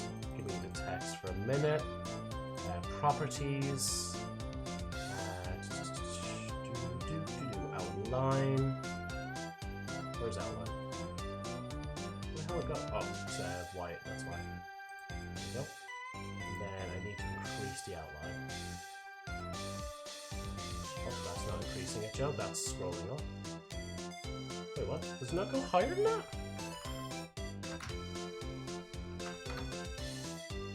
What the fuck did I do? What did I do? Oh, apparently it's just staying on 4. So the max is... I didn't even know the max was 20, to be honest. There we go. we'll make it look a bit more scuffed for a minute. Is there any way... See, it doesn't look too bad when it's, like, maybe... There we go. Okay, there we go. Now we can continue. Oh, shiny Woba!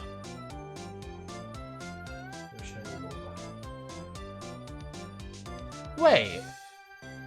Was that a shiny? Wait. I'm just after realizing that now. So that whole time when there was the female Wobbuffet, they were always shiny? Or was it just for the game's sake that's shiny? Because I swear Team Rocket had 2 at some point as well.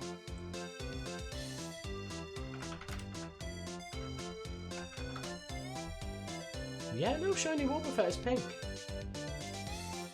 Damn. That's cool. Right. Let's go gambling! Let us go gambling! Amogus. Oh, sorry, Shizuku. Just gonna cut you off there. Torchic. Ooh! I don't think I've ever even seen a shiny, Charizard.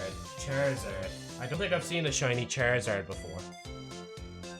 I had to stop myself there from saying Dragonite again. Oh my god, if I said Dragonite again, oh my god. I'd be executed on the spot, like.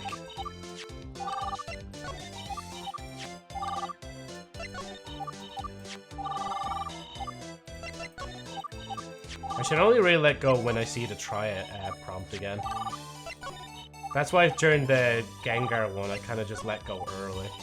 Because the Shizuku, like, cut-in is a bit longer than the rest of them. Hey! Shiny, Shiny Togepi, I definitely knew that. We have 1, 2, 3, 4, 5, 6, 7. Do we even have a single... Wait, hold on. Pichu... What do we do? Wait, wasn't there a Raichu as well? Or am I just hallucinating that there was a Raichu? Oh no, I was just hallucinating that there was a Raichu. Oh, okay. Fair enough. A digital hallucination. You're gonna find a way out, but you're stuck here day after day inside. We will get every single shiny. Okay, Joe, what is the name of the actual cloud? Altier, okay. Before I call it Cloud Retainer again, the Genjin brain rot is real. There we go.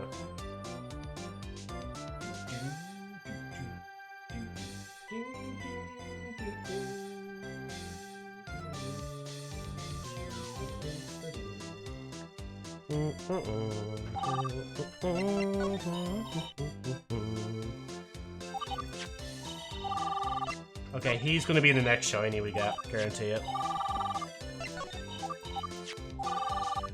Okay, I didn't mean again game, I meant like, I want him to be shiny. Shiny electric guy? Circuitry?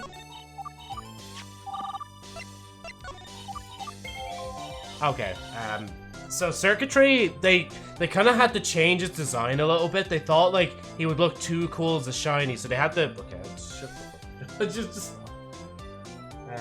Where is it? Where's Magikarp? There we go. Shiny. We'll just put one out there. Try it out. I love the way we get a normal Magikarp right after that as well. The chances of that, like...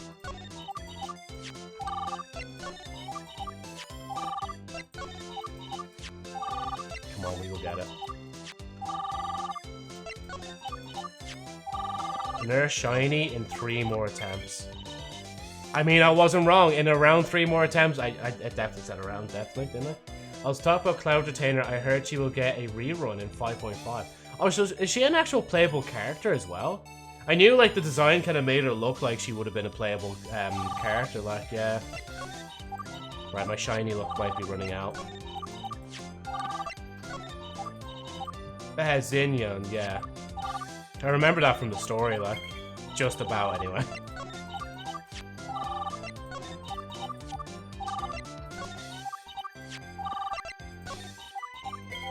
Hey! Shiny Magnet!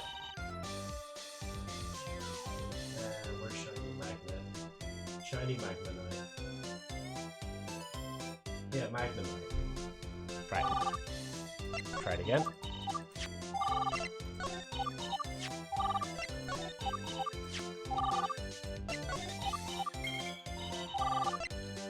Porygon, where are you? I kind of stopped listing down them. I forgot I was trying to list down the duplicates I get as well. Bro, the moment Porygon Z gets another tick, Amoonguss gets a tick right afterwards. They're in competition for the most shinies I'm pulling right now.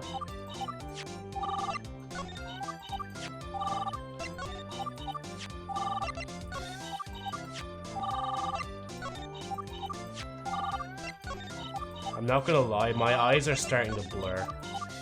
Because it realizes that the, like, what I'm looking at right now doesn't really matter unless, like, I need to look back at my copy. Mewtwo. There we go. That's the second time you've been pulled.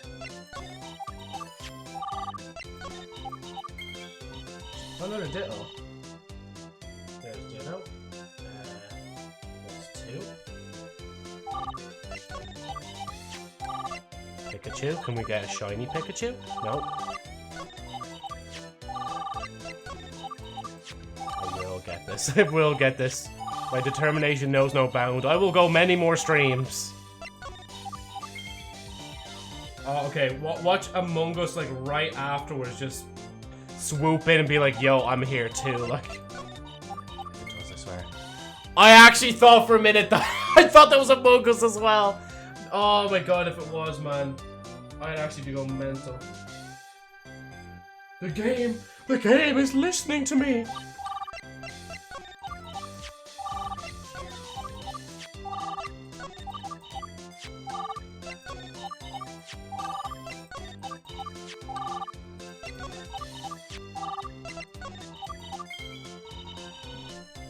Where's Cloudy Taylor?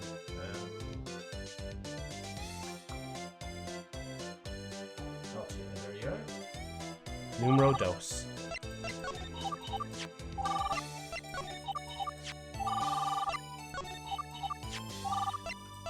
Come on, baby.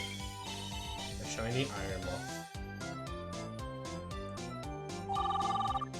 Try again. Imagine if, like, the shiny Pikachu was, like, the last one. That would actually be the... That would kind of be, like, the perfect way to finish it, to be honest. Hold the fat. Numero dos. Imagine I press F5 and it's like Reactbot just sounds something out of nowhere, even though he's not open. Hey! Shiny Torchic. Where's Torchic? There you are.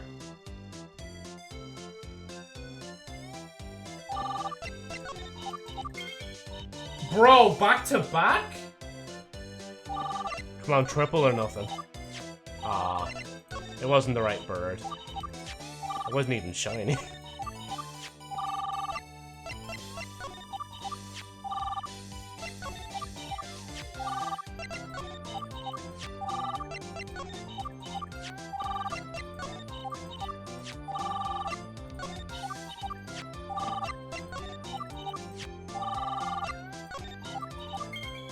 Shiny Magikarp, where are you?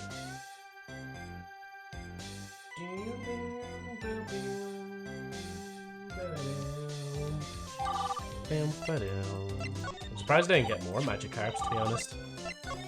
Of the shiny variety, anyway. I'm getting a lot of, I can't remember his name, I'm just gonna say Electrocute. What was it? Circuitry, that's it. It's like it's teasing me. It's like it doesn't want to actually give me the... Oh, there's shiny Ditto again.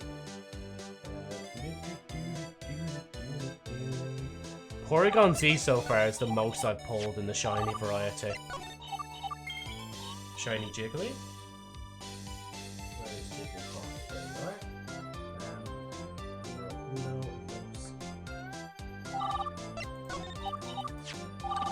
you are. Amoonguss, come on.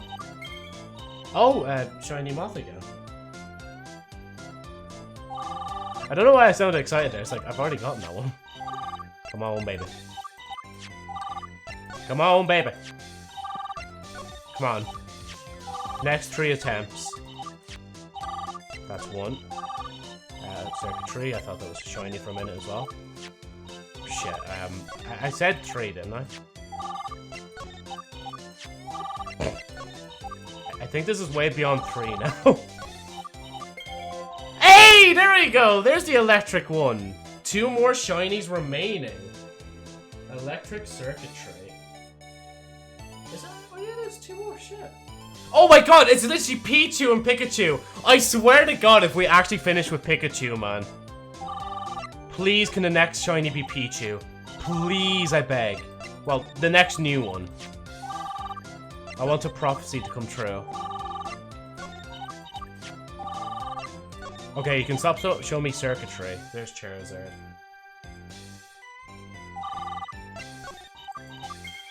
Shiny Ditto again. Ooh, the Dittos are actually catching up with the Porygon. Oh, well, it's on par with Among Us. Okay, there's the Pichu. Can we get that in the shiny?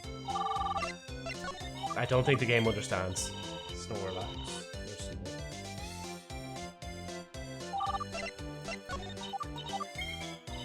There's Torchic. Just randomly, just out of nowhere, orange website sound.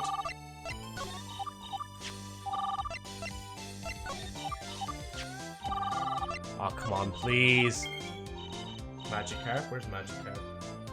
Magikarp, surprisingly only on 3 shinies.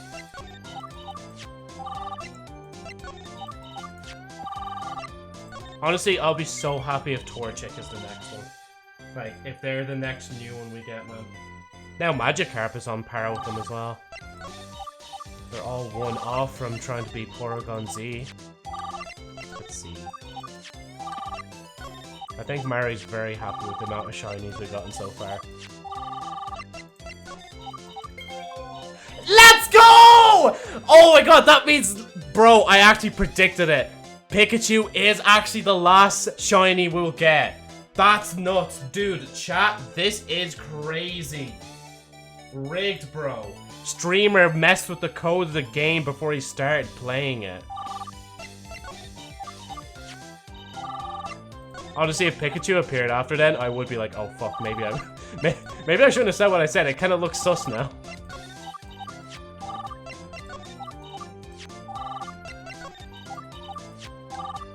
Oh, it's Pikachu, but it wasn't shiny.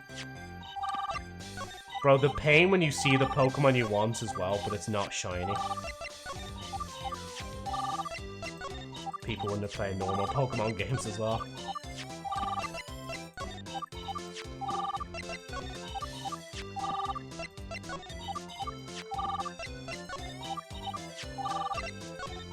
Haven't got a shiny in a bit, have we? Thank you. I was gonna say, like, can I get a shiny, please? Jeez, the amount of, like, the Al creams we've eaten, and we didn't even give one to, like, Ayamula. That's crazy. And now Pichu's showing their face again. Now, can we just get the evolution of you, but shiny? Oh shit, Iron Moth is caught up with Among Us and all them as well. I think Porygon Z is actually going to take the cake for the most shiny variants I pulled. Or the most amount of the same shiny I pulled, should I say.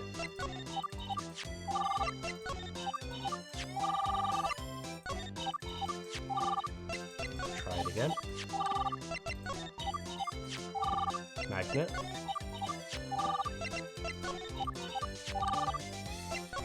Knowing me, I'm going to accidentally skip past it and not notice it, like.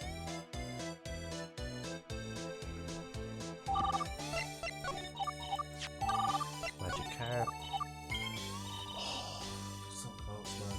I say so close. This is not close, Joe. There's no relation for a Mewtwo between things other than the fact that they're both Pokemon. One's a rat and one's an alien.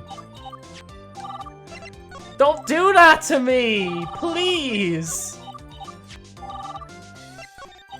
I think it'd be more torture if they showed me them back to back to back. Ooh. Oh, that's interesting.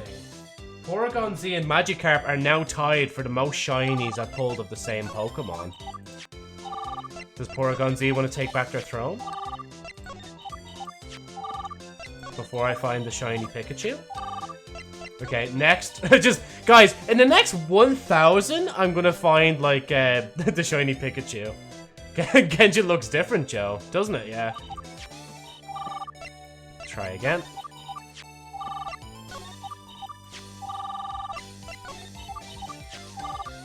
Oh, Pikachu. Hello, I choose motherfucker. you. Fuck. Iron Moth. Oh, Iron Moth is tying with them now as well. It's a three-way tie. Every time you say, like, anybody uses the hello motherfucker thing, I always think that's Brando, like, using it. Because every time he enters my stream, he always uses that. That's probably the only reason I keep that there, like. Because he'd be pretty sad if it wasn't there, like. Come on. Oh, shiny magnet. I love the way at this point I do know their names, I just refuse to say them. Don't do that, please! Just give me the shiny, please! The prophecy I wrote is coming true. Just let it be, just let it be done. Where's, Piplup? Piplup's only on 2. Try again. Ditto. You're fucking with me.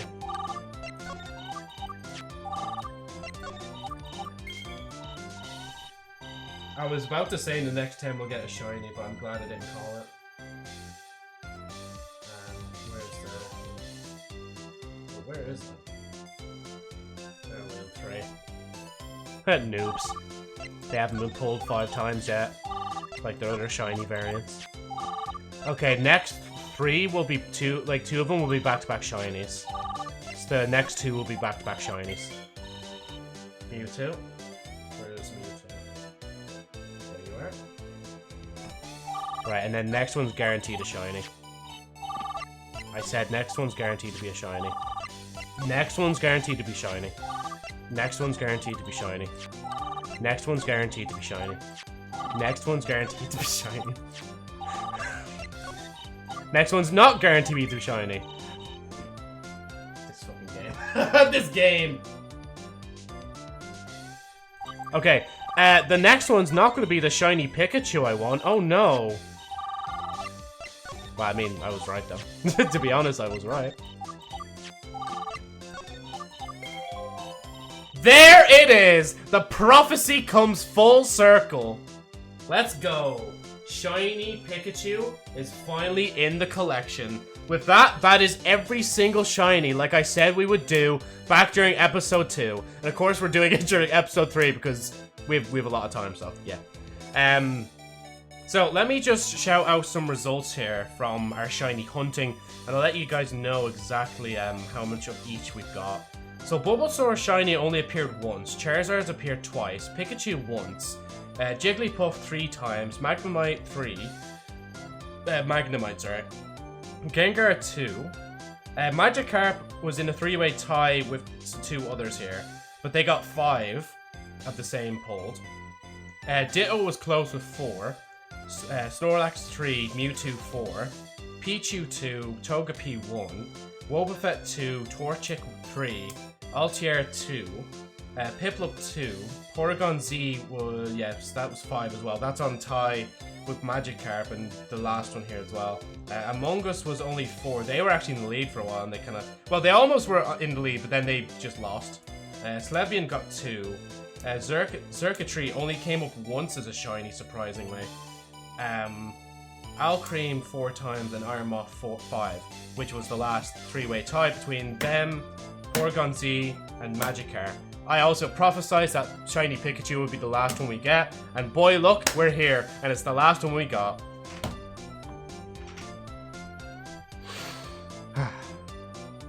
Right, I think that's it then.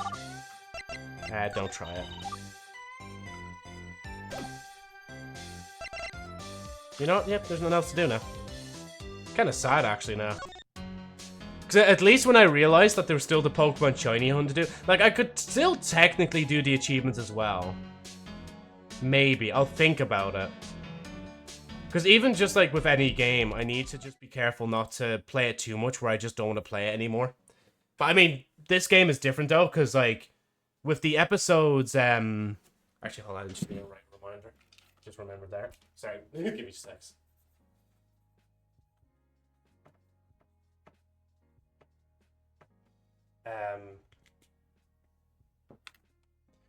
What do we call that? Yeah, no, I don't think I'd not want to play Gyakuten Live because of the way it's made. See, it's different though if it's something like Destiny 2 or Valorant or Genshin and something like that, where like the games are perpetually like, you know, they're always ongoing. Like there's always something to do in it. Whereas with whatchamacallit, Gyakuten Live, I feel like I'm still pronouncing it wrong to this day, but anyway, like at least with that, it's like I know the content we're playing will end eventually, and of course there's still another 3 episodes, so it'll be nice when the series comes back. It's like with Me Side as well, and I think there's a few others that like we've been playing and it kind of will come to an end eventually, like Slay the Princess and stuff like that as well. Will you stream tomorrow, Joe? No, no. And now I'm gonna rest for 2 weeks because my brain used up too much energy trying to play Gyakuten Live. All my brain cells are gone, and now I will just have the silly Chica face for the rest of this. Oh, actually, I just need to... There we go. We got all the shinies. So now Mario can disappear into the void. No, I'm joking. So tomorrow I do have a driving lesson, but that's early in the morning. So I will be streaming tomorrow. Unless, like, there's a reason, like, maybe if a friend invites me out or something like that. But, most of my friends are either busy or they're working, so I don't think there'll be anything like that. So I should be streaming tomorrow. I want to say, like, what I'm going to do tomorrow, to be honest, but I'm not sure yet. But we'll see anyway. What will you be streaming now? Gyakuten is over. Yeah, I don't know, like... And, like, obviously, I do have an interest now more in Ace Attorney than anything else. But it's just, like, I think I'd rather just play Ace Attorney in my own time. But when I say that, right, when I play, like, games in my own time, it's just, like, eh. But when I play them on stream, it's different. That's why I brought the Ghost Runner game. That could even be the next game, the Ghost Runner one, because I haven't gone back to that one in a while. I need to literally, like, go through the last, at least till December time, and see what games I've been playing. And what games I still have to complete. And even go back to that playlist that I had where it's like games I've only played once. Especially for games I really want to go back to. Because Me Side is still in that playlist. But I'm just waiting for Me Side to get another update. Because I think they were going to update it to have like another game mode or something like that. Where I think it's different from the story. So yeah, that'll be interesting. Slay the Princess, Genshin, Detroit. Yeah, no, we'll see anyway. Not 100% sure yet. I think, like, for now, I'll just let it mull in my head till tomorrow. And once you see the event, you'll know what we're playing. Gyakuten is over. Gyakuten deaf. At least for now. I think, yeah, you were saying episode 4 is in the works. So, yeah, again, as we've said already, like, there's legitimately no rush, like. Because, honestly, like, the game will, like, be better, like, if it's not rushed out. And of course, like, episode 3 was no, like, exception to the case where it's like it's all, like, built up from the last, especially as I said at the start of episode 1, where you could see, like, how you've incorporated voice acting, and I think the, like, art and the animation was a bit more smoother as well. I'm not 100% sure, though. I might be just overthinking it, because it's just something I hadn't seen before. Like, I legitimately did not play this episode before then, and I think it really does show, because I really didn't have an idea. Not even in, like, a memory of, like, oh, yeah, I remember back when I played this, that it was this. But now, yeah. Crack is going to release new update tomorrow due to Joe finishing it. Also, Genshin event will end in a week, so remember to do that to get unique weapon at least. Maybe. I'll see anyway. Because I'm trying to not let myself get sucked into Genshin like I have with Destiny. And to be honest, Destiny is kind of nearly dragging me back in a little bit. Because the storyline right now in Destiny is, like, Hive related, and I fucking love the Hive. And people are saying that the game is decent. And I really want to have a better mindset of Destiny. I know I whinge and talk shit about Destiny all the time, but I would like to have a different memory or a mindset of it. And at the same time, I realize when it comes to Destiny 2, where, like, if I don't buy in... See, I'm letting FOMO get to me now. If I don't buy into it now, I'll have to pay for the dungeon separately for €20 in the future. And then at that point, I don't think I'd ever will. Not to say that I would even do the dungeons, to be honest, but anyway. I was actually going to release an update today, but it'll have to be later today. Just bug fixes, though. Ah, yeah. Oh, yeah, because I did, we came across that typo, right? The, what was it? She was saying she was dragging the sculpture across the ground instead of Bro, how the fuck do I remember that? My memory's usually so bad. How the fuck do I remember that? And there was also another bug crash at the start of the stream as well. I did take a screenshot of it and I showed it on screen if that's of any use to you as well, Crack. So yeah, I mean off stream you don't have to stream anything you don't like. Oh, you know that. Yeah, no, I know what you mean. Like but I'll see anyway in my own time. If I do play it, I do play it. If I don't, I don't. Because right now, so what I'll mention is other than streaming, obviously I'm editing Sherry Albrecht's story, the light novel series I'm currently working on. I've been editing that slowly, little bit by little bit. I might put a bit more effort into it again because I haven't actually edited a whole chapter yet in a while. And on top of that, I'd like to edit some videos as well. The next clips video is almost ready. I think I just need like 1 or 2 more clips, which you and Zeno did already today. I need to actually remember to look back on those. Actually, can I play those again real quick? Because out of context, oh Crack. Okay, this is exactly the like moment when another bug appeared. Hold on, I need to pull it up. It's just out of context. Like if you don't know, like that you were being called Crack, people would be like, "Why is this guy saying this?" Let me see. Channel. Hold on. Where? Let me just mute. Well, actually, don't mute that. Actually, where is it? Videos. Yeah, check it later. I mean, I'm saying it for the weapon since it's quite decent pole arm. Oh yeah, maybe it'd be handy to have for whatchamacallit for Zong.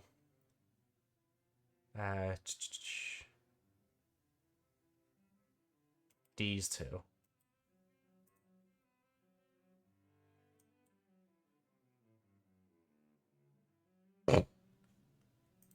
I know that's not the one, but I want to play that for. Oh wait, shit, you can't hear that.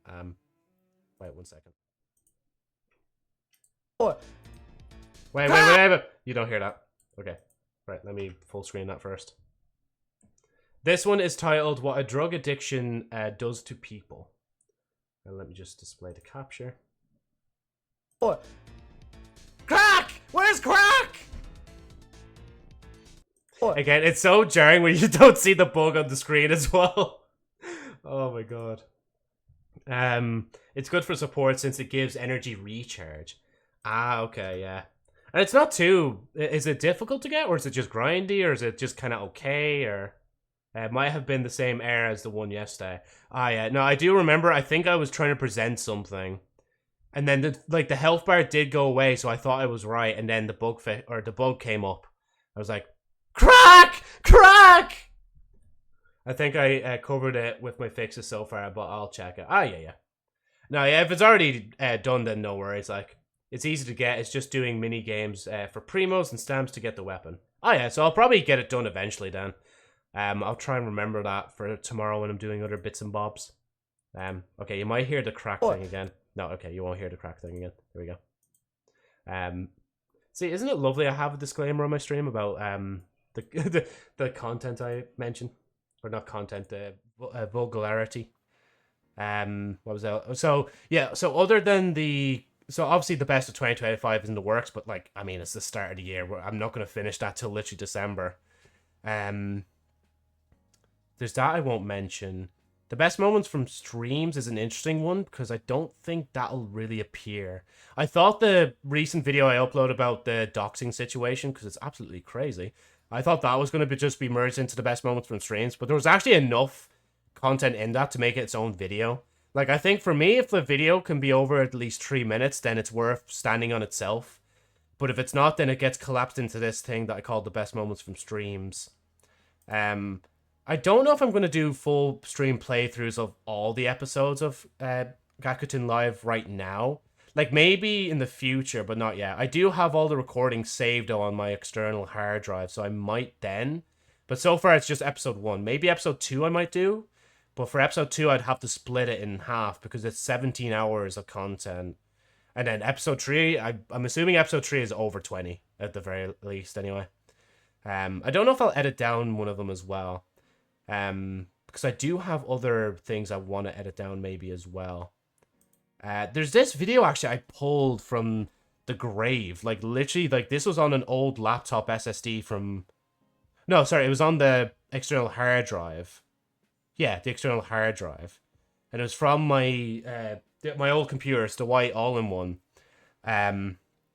I found the audio file for that recently as well. Oh, where the fuck did it go? Oh yeah, because it's not plugged in, that's why. Because I was like, wait, oh yeah, no, wait, actually I do have it. Wait. Relocate. Where is it? Not pictures. Footage. There it is. Now I literally seen that right beside it. I never knew that the audio file would save as an FLV though, which is kind of weird. I don't even know what an FLV is, to be honest, but it's basically, for some reason, like when it comes up in Filmora, it comes up as like a video, but like it's just a black screen.